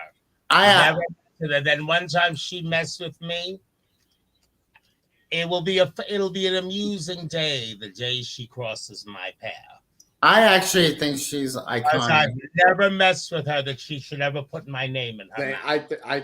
Well, I don't know about your history, but I think she's iconic. That's it. We don't have a history, so my name should have never been in her mouth. All right. So next question, Alexis, you get to choose. Oh no, it's your turn, dear. I just went. Oh, that's right, you did. So no, I asked. So so I get to ask. You get to ask. Toni Homeperm. Oh gosh. Who is the one queen you wish you would never work with again? We don't have that kind of time, Madison. But she doesn't want to work with anybody? It's not that she doesn't want to work with anybody, but I pretty much know the answer or answers to the question you just asked. This show Yeah. ain't that girl. Well, let's entertain the metaverse. Celine Dion, I know who it I is. did not put on enough makeup to make it past sunrise. Let her answer so that we can go to the next question. Oh, shut Yes, up, Tomcat. Be quiet, Tom. Tomcat, be quiet and go make me some more outfits. Tom, go make your mother a cup of tea. All right, I answered, and Alexis made me say 3 or 4 names. So go ahead, Tony. Olivia London. I knew that was going because Say. she referred to that. Hi. I have nothing against her personally. I just choose never to work with her. That's all I asked. Strictly All right. business. Alexis, your shade is up. Your shade is up. You can ask any question you want. Toni Homeperm. Mm. Why? Well, actually, wait, Alexis. The question you have to ask has to apply to all. No. I retract that. Madison. The question you have to ask has to apply to all 3 of us, because we all have to answer. Okay, so lady. Rules again. So who do you direct it to first? Well, no, but see, that's just it. I was going to ask your question over again. But you know what? We'll just have to hear yet another answer from Toni Homeperm. Okay. But again, I want to know, Madison, I'm asking you first. What queen would you never want to work with again? I don't even really remember her name, but I did a brunch with I think I was covering for Bella, and I did a brunch thing at the warehouse, and I don't remember her name, but like she had a shake and go wig, and she showed up 35 minutes. Jazzy? Yes. Oh my God. She showed up 35 minutes late. Jazzy. She wasn't tucked. Her dick was flopping around. Oh, no. And she smelled like pee. And I was like, no, this is too unprofessional for me. Oof. So I answered. Well, no, she actually was nice. And I actually tried to like mother her. I don't care how nice she is. If she smells like pee, that's an unforgivable problem. She was nice, and I actually tried to mother her. And I was like, "Look, when you get booked for a paid gig, like you have to show up on time, and like be dressed." And like her dick was flopping around when she was performing. Madison, I'm going to have to share with you a lesson I learned the hard way. And I remember holding my nose like this. I was like, "Oh, she smells Be careful who you try to adopt, because you can't save all the strays." Oh, no. I was not adopting her. I said I was trying to be motherly to give her. Right, even that. You can't save all the strays, girl. And I was like, some of them, you just got to look at them and say, they're feral. And I was like, and you need to wear a wig that doesn't look like you just got jizzed on the night before. It was a lot. But if anyone wants to ask the question to me, the same goes to me. I would never work with Olivia. Same question to you, Alexis Flame. Olivia London. I would add, the funny part of it is, Olivia London is my godchild. I would never work with Olivia again. Okay, the last time I worked with her, it's going to be a 3-hour show. I'm not even going to tell you about the venue, because to say the venue was ghetto would be an understatement. It was slap in the middle of the jungle. Well, I have a question. Is she even like doing anything? We don't know. We don't care. The last I saw of her was when Toni was involving her. And then We're after going that, back years. We're going back years. and then after that, it was like crickets. I haven't seen her do or anything. After all these years, there's only one problem I have with Toni Homeperm. Olivia London owed me $50. And you think you're getting it? I told Toni, don't be the one to pay it. I found out a year after I finally got it that Toni gave it to me, not Olivia. And I can understand, and I love Toni for it, but still, it wasn't Toni's debt to pay. It was Olivia's debt let's to stop. pay. Now, see, when Toni is that professional, because they hosted the event together, Toni took it upon herself. For that, I respect her, but I'm also still upset with her because it wasn't Toni's responsibility. It was Olivia's fuck up. And Let's stop beating a dead horse who's not even performing anymore. All right, Toni. She's still trying. Toni, you get to ask. Still trying to find venues from where she's not blacklisted. Toni, you get to ask a question to all the girls, but you have to answer the same question. Oh, to all the girls. Let's see. All the girls. Something really, really good. Juicy, that could be a little shady. Because you know my ass is going to get on this show. Do you know, well, first of all, do you know how much hate I'm going to get in my inbox from my last answer? Probably about half as much as I'm going to get, but go ahead. And do you know how many zip fucks I give?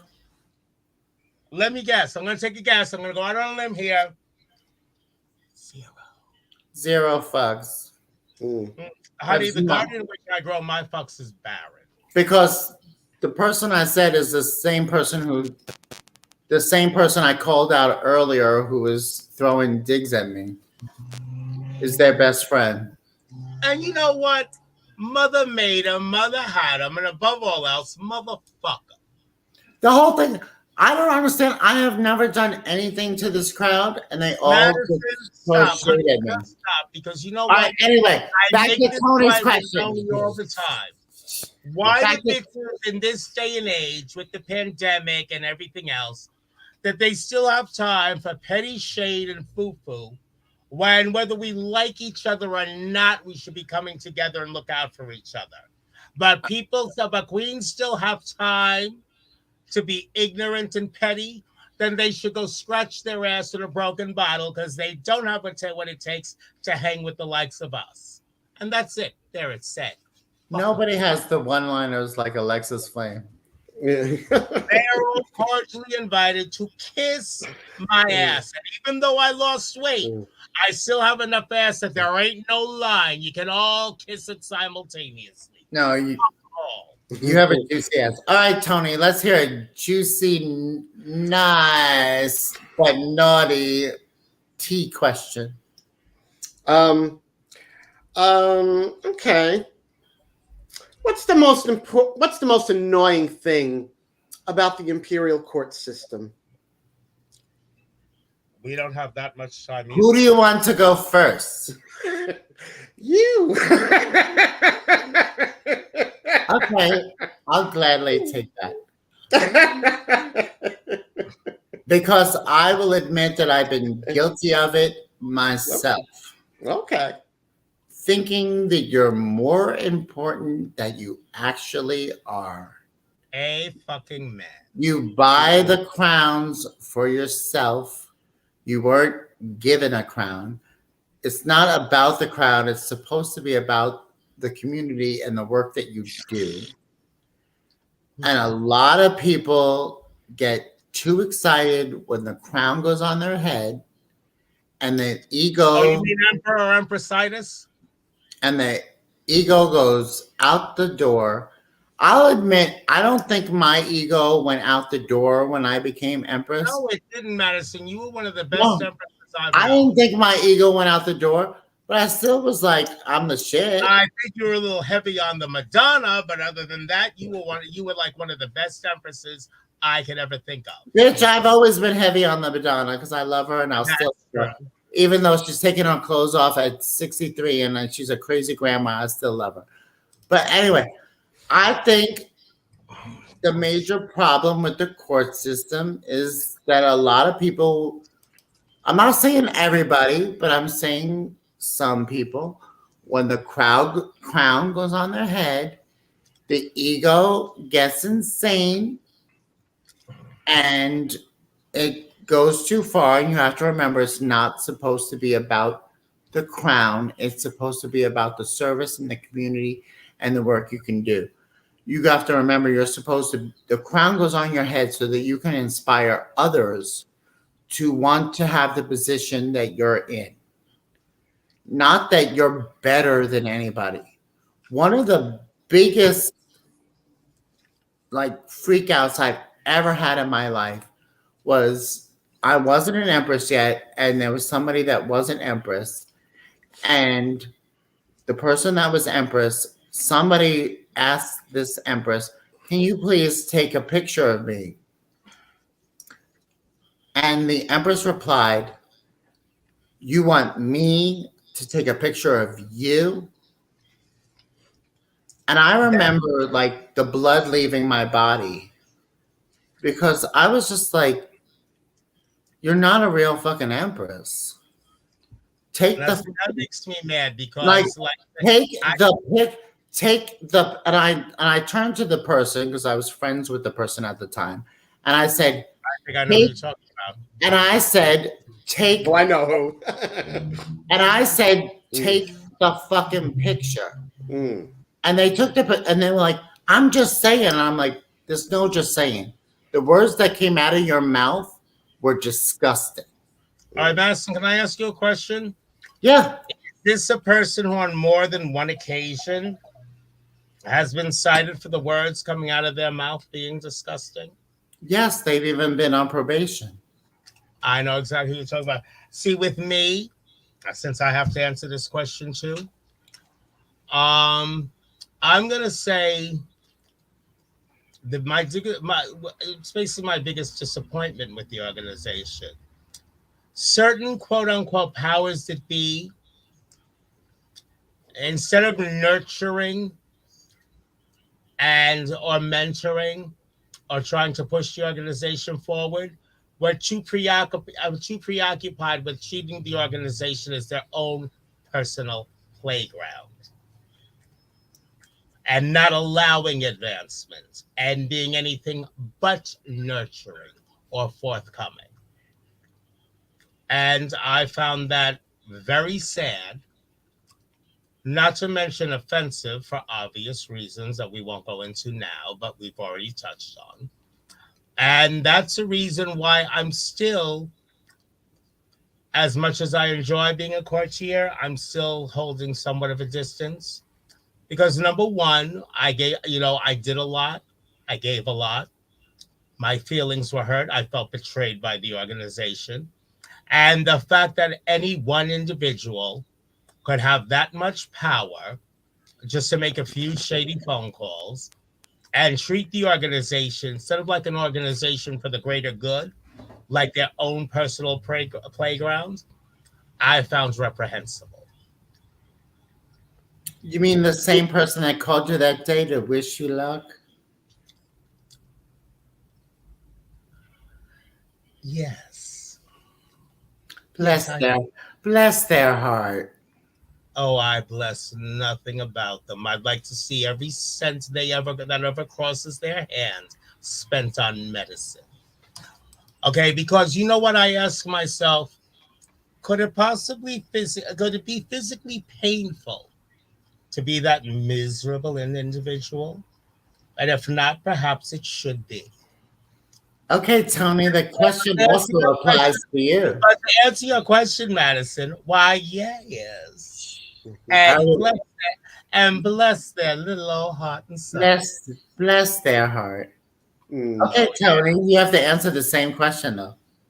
Mine is pretty much the same. Pretty much the same as what you said, Madison.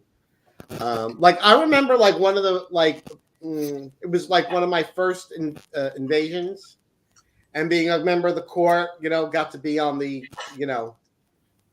in the front of the boat on the bottom and all. That And, is fabulous and feels good. Former Empress, like when we were over at the Pines, she like pushes her drink at me and she goes, hold this. And and Who like did that?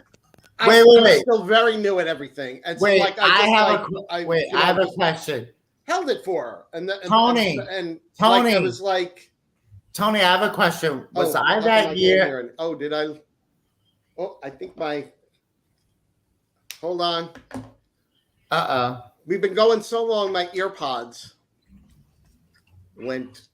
died. Why do I feel like I'm going to get in trouble again? No. Oh, Alexis, we're all going to get in trouble from this point. And you know what? I want to get in trouble this time Speakers. because this time they're going to hear what I have to say.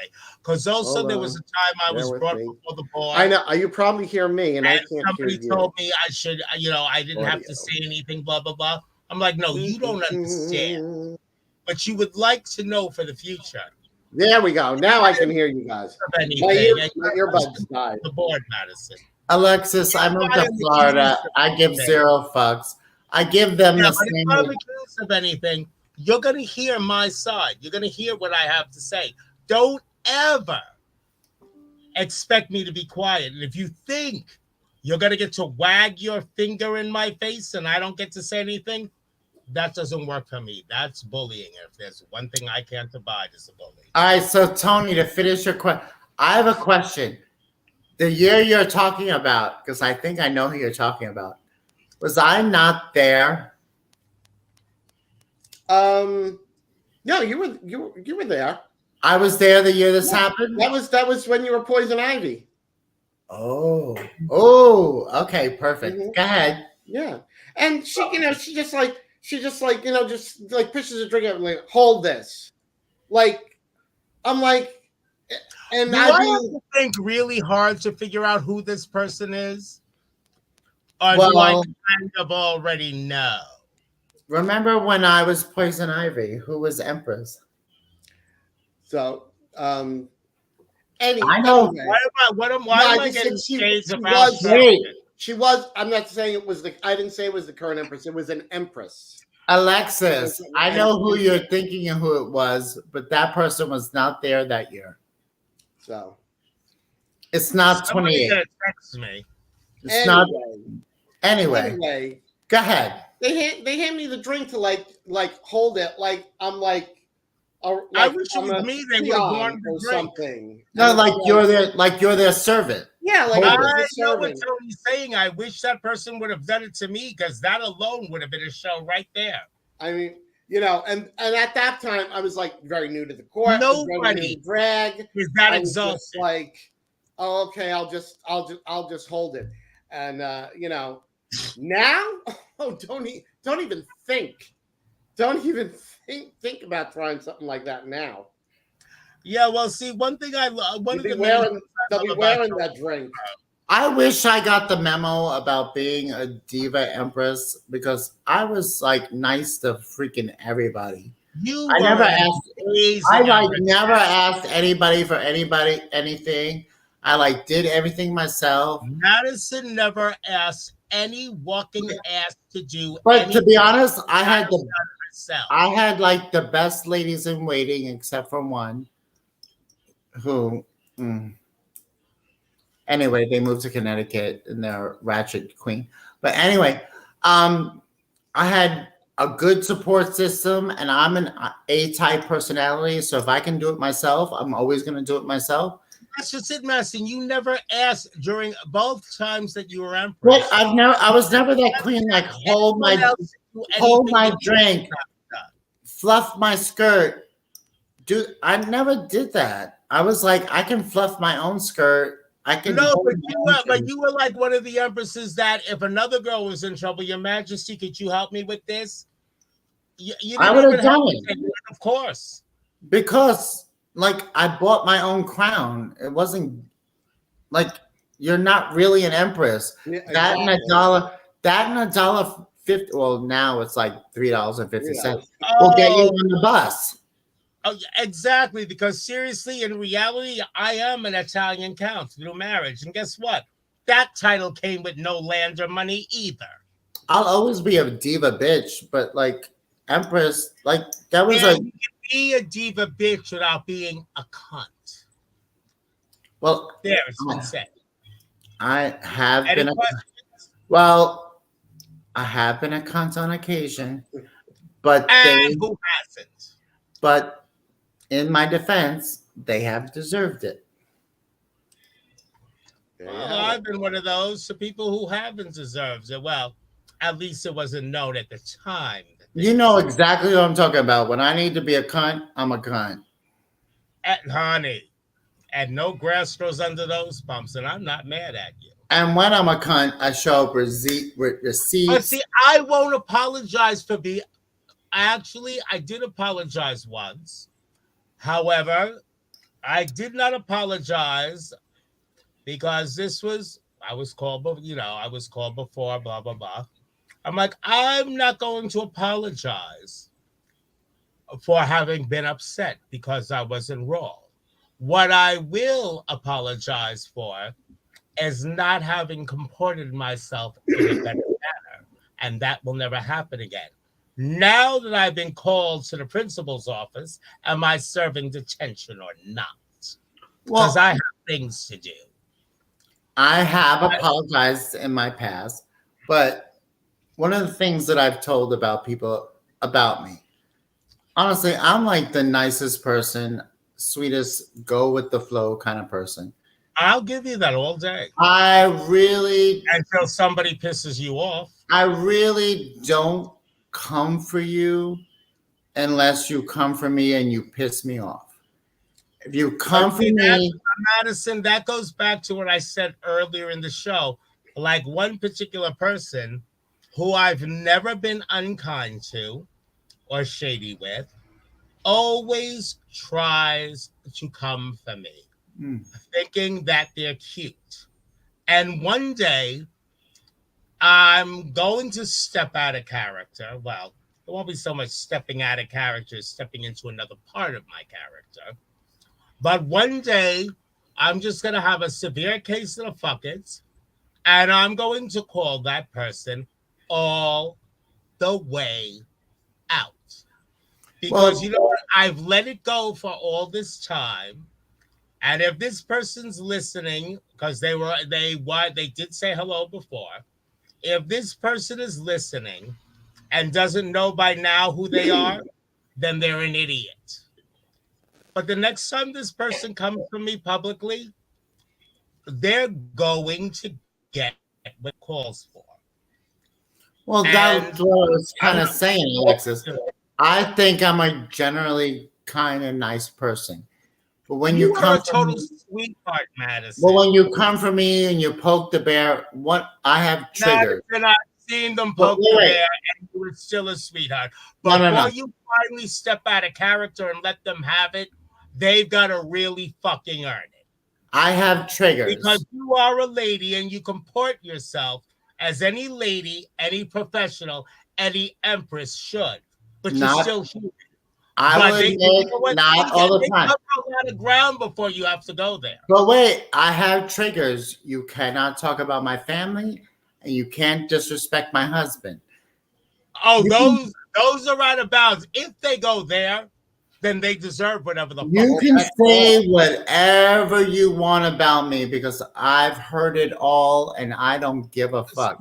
That's why she loves me, because we're on the same page. If you come for my husband or you come for my family, don't come for somebody's husband. You will get a whole nother side of Madison that you have never seen.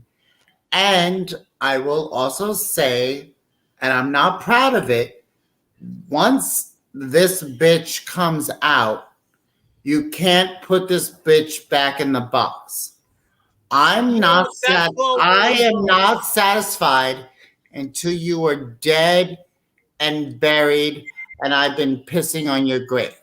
Well, I'm not saying I'm proud of it, but I don't snap out of it until you are dead and buried and I'm pissing on. And then after you're dead and you're buried and disheveled, I'm like, ooh, maybe I was a little too harsh, but it's already too late.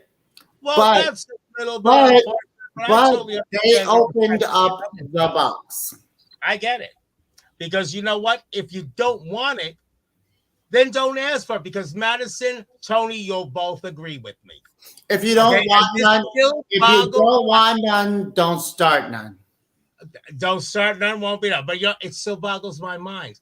Because people will go all the way, the fuck out of their way to ask for it.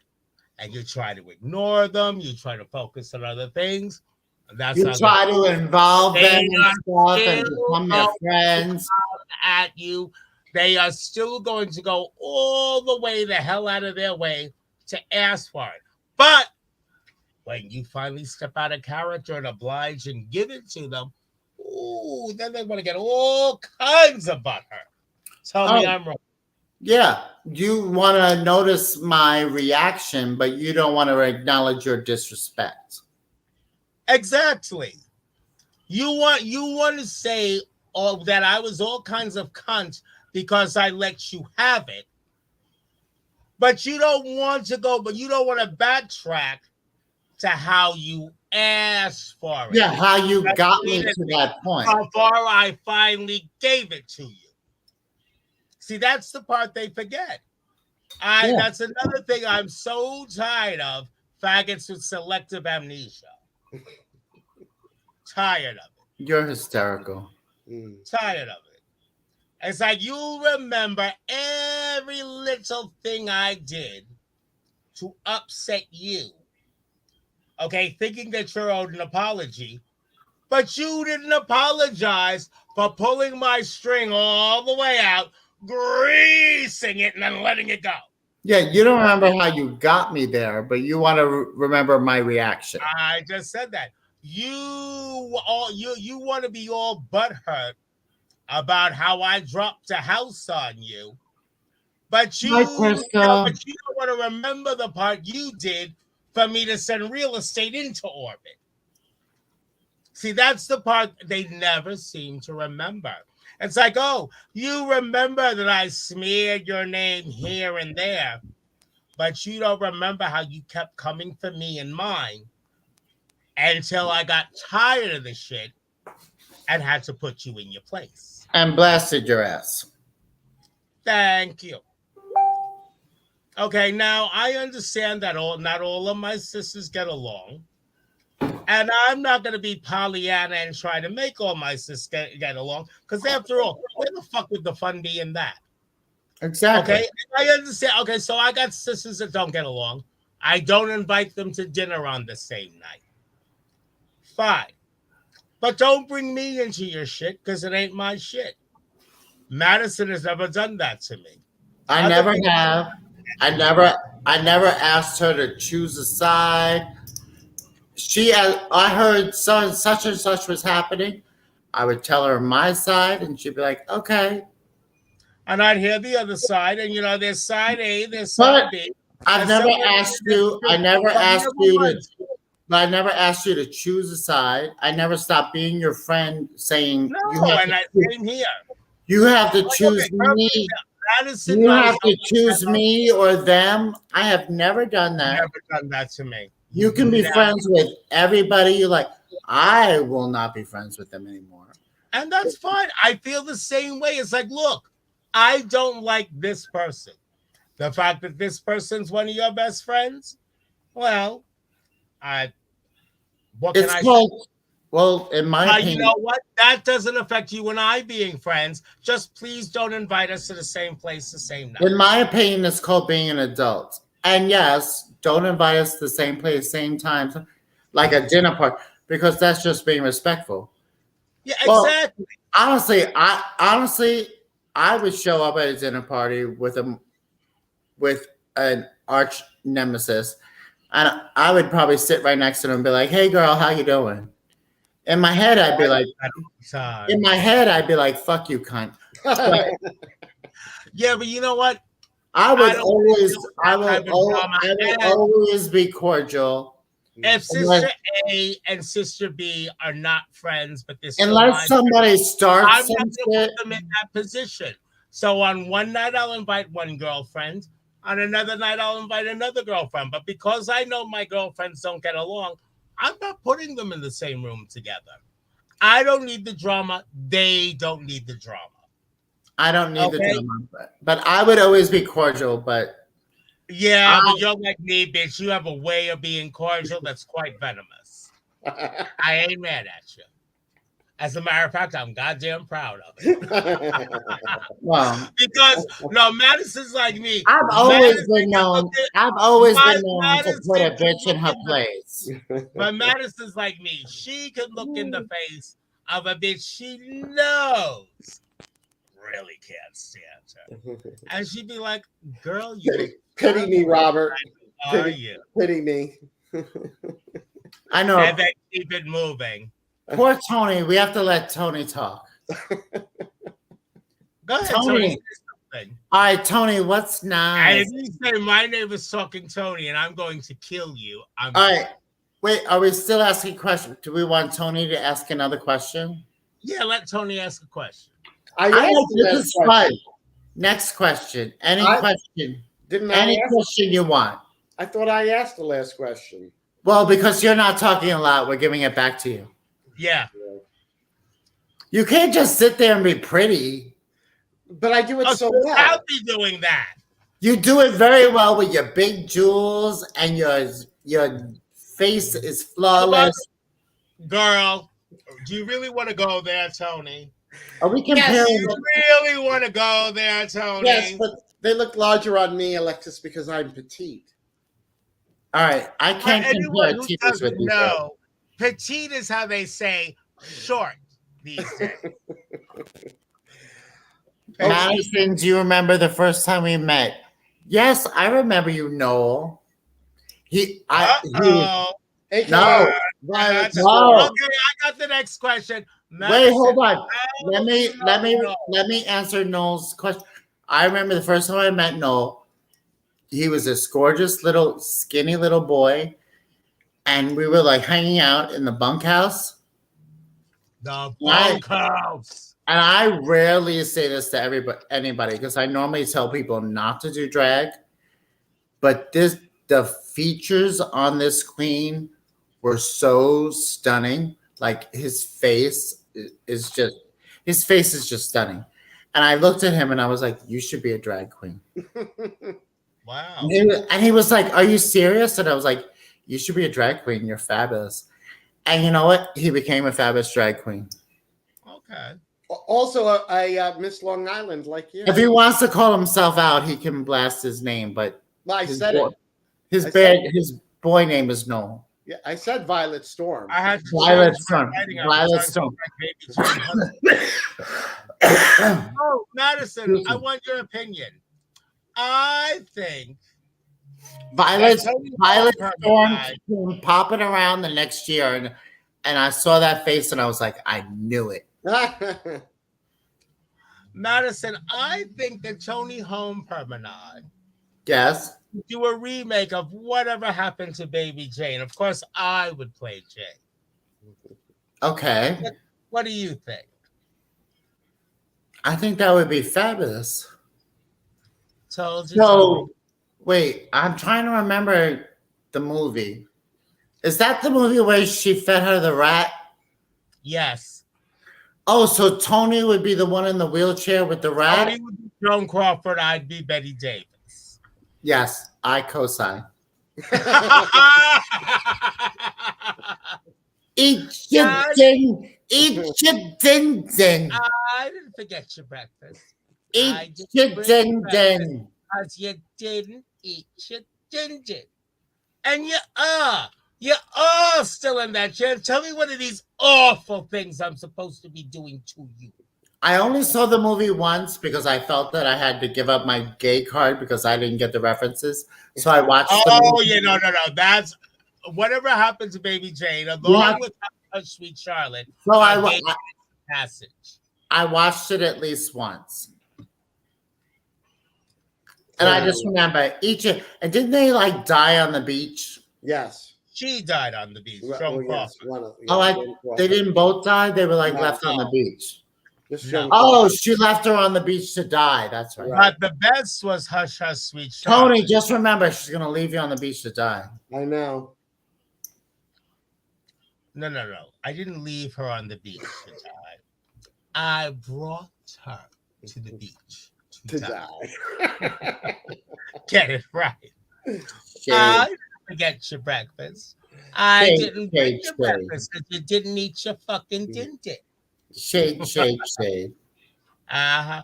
And also, Toni, if we did a remake of Death Becomes Her, which one of us would be Helen and which one of us would be First of all, you can't do Death Become Her without me because I'm Madeline. Well, see, that's what I was going to ask you. Which one of us would be Madeline? Which one of us would be Helen?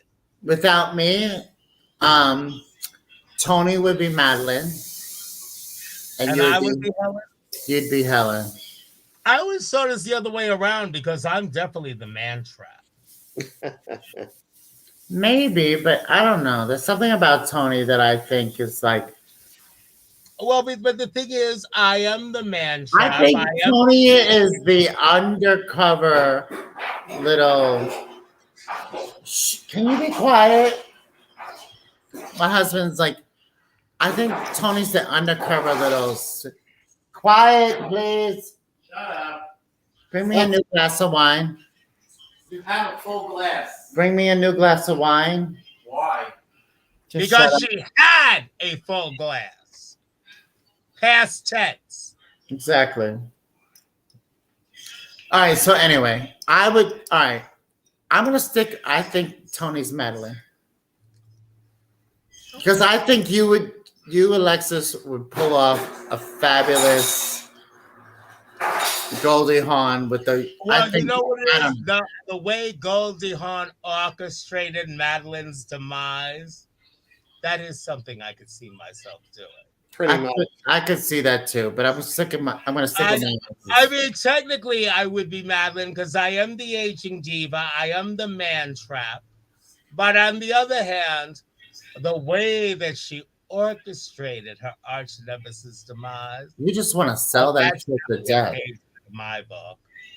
All right, so what movie? After she falls down the stairs, what part of our plan did you not understand? All right, so what movie can I be in? What role do you see me in then? As you see my husband's ass. Charlotte. I'd be Charlotte. You could be cousin Miriam. And Toni could be. Tony's going to kill me. Wait, what movie is this? Hush, Hush, Sweet Charlotte. Toni could be Velma. I never saw that movie. I never saw the whole thing, so I don't remember. Velma was the Agnes Moorehead character. Oh. Velma was the housekeeper. Oh. Oh, Toni's the housekeeper? Oh, wow. No, because see, with Hush, Hush, Sweet Charlotte, which was done after Whatever Happened to Baby Jane, almost the identical cast, Joan Crawford was originally cast to play cousin Miriam. However, because Betty Davis's character was this Southern belle who was accused of killing her married lover, but they couldn't prove it. And she later went kind of nutsy cuckoo over the years. But Joan Crawford. Well, that definitely sounds like you. Joan Crawford was supposed to play cousin Miriam, who came to Betty Davis's aid. But cousin Miriam was actually the villain. My husband has no on camera. Yeah, but the thing is, in the opening scene of the movie, when you see this cab approach this big, beautiful, yet decaying plantation mansion, if you had seen Joan Crawford in that cab, you'd have known there was fuckery afoot. But for the content of the character of Miriam, okay, who would ever suspect dear, sweet Melanie Wilkes from Gone with the Wind of such fuckery? That's what made Olivia de Havilland so perfect in the role. And Madison, you are the quintessential Southern belle, the etiquette, the beauty, Bless but your you heart. also have an underlying fucking shade Bless that your you heart. that you could actually approach the plantation in the cab and everyone think, oh, she's come to save the day, not realizing you've come in for the kill. You could pull that off. I, however, could not. I could be the demented. I could be the demented main character who stands up and tells cousin Miriam, "Well, you're just a vile, sorry little bitch." I'm gonna have to watch this movie now. Oh, hush, hush, sweet child, Madison, you didn't love it. Never You heard of really? it, but I will look it up and I will watch it. Oh, hush, hush, sweet Charlotte, yeah. But whatever happened to Baby Jane, it would definitely have to be Toni Homeperm in the Joan Crawford role and myself in the Betty Davis role. I absolutely agree because you are the evil one asking for bourbon on the phone. But see, that's the thing. That's the twist, though. I'd like to. Betty I'd like Davis. to order 5 bottles of bourbon. Well, in reality, hello, Johnson's. I'd like 5 bottles of scotch and 6 bottles of gin. Yeah, same brands. But see, the twist of that was. Oh, Chiletta just said I lost my gay card. Oh well. Oh, wait. I'm sorry, I never heard of this movie. I'm old, but I'm not that old. Anyway. Anywho. Tell me about the movie. I'll watch it. Chiletta, shut your mouth. No, the beauty of Chiletta, don't make me call you out. The beauty of whatever happened. You know what I love about Chiletta? Chiletta's a shady bitch too. We know Chiletta's a shady. Chiletta's a shady bitch. That's why we love her. Chiletta will tell you what she's thinking. And that's why we all get along so well. Why do you think she's my mama? Why do you think she's my mama? We've been friends for 25 years. We've never had an argument. We have completely different lifestyles. And you hate the same bitches. Completely different political views, but yet we still get along like yin and yang because we treat each other with respect and love, and we admire one another. But girl, she's got the tea, and she doesn't give a fuck. That's why I love Chiletta so much. Because also, Chiletta always has the hottest tea on the. When I first joined the court, okay, a lot of people told me to beware of Chiletta. But one night I was just over it and my feet were hurting, and it was Chiletta who offered to drive me home. You don't have to beware. You don't have to beware of Chiletta. No, let me just tell you. Chiletta turned out to be a great person. Chiletta is fabulous. That's what I realized. I had to. Oh, gee, I love you, bitch. Madison, you remember my daughter Gia? Yes, she was at the dinner. Yes. No, but Chiletta turned out to be a great insight into a lot of things. Chiletta don't give a fuck. She don't That's give one a of the things I admire. Honestly, I used to give a fuck, and I used to. Well, you know what? I used to say I didn't give a fuck, but then I learned from Chiletta, just don't give a fuck, because these people don't pay your bills. They don't pay your bills. They don't crawl in your bed at night and give you hugs and kisses. Pay them no mind and move along. When I first met Toni, listen, ladies. I know we've been on for 2 hours and 2.5 hours, 5 minutes. All right. I have to take my cat to the vet. Madison, where can we find you? Where can we on find you, social media? Wait, what? Where can we and our viewers find you on social media? Well, I'm Madison Mansfield on Facebook. Madison Mansfield 01 on, well, 01, well, 01 on Instagram. Instagram. I deleted Twitter, and on OnlyFans, you have to message me privately. Just like me. DM for that. Well, as for me, on Facebook, I'm Alexis Flame. I am the horror diva. I am one half of Naughty or Nice. And I'm the driving force behind Crystal Fire by Alexis Flame. Which is beautiful. Thank you. And on Twitter, oh, never mind Twitter. I never use it anyway. I forget who I am on Snapchat. That's just for hookup anyway. And I am Ms. Alexis Flame on TikTok. Please follow me so that Toni Homeperm and I can bring you Naughty or Nice on TikTok as well. And Toni? Toni Homeperm everywhere. Toni all the way across the board.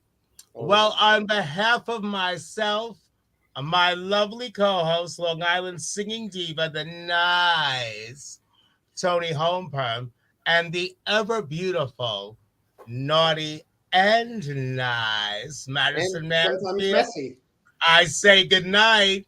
Mwah. And this thank you was all such a pleasure, ladies. I love you. Love you. I love that we went 2 hours and 37 minutes. I'm going to call you this weekend, Madison. Yes, I love hearing from you. I have a show Saturday night, so if I don't pick, awesome. 80s, Sunday. My 80s night is on Saturday night, but I'm free on Sunday. Well, actually, I'm going to like a bingo thing on Sunday. But anyway, call me. I love you.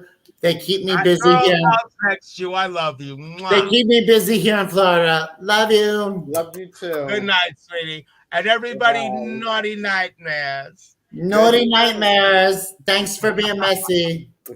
Mwah. Bye. Bye.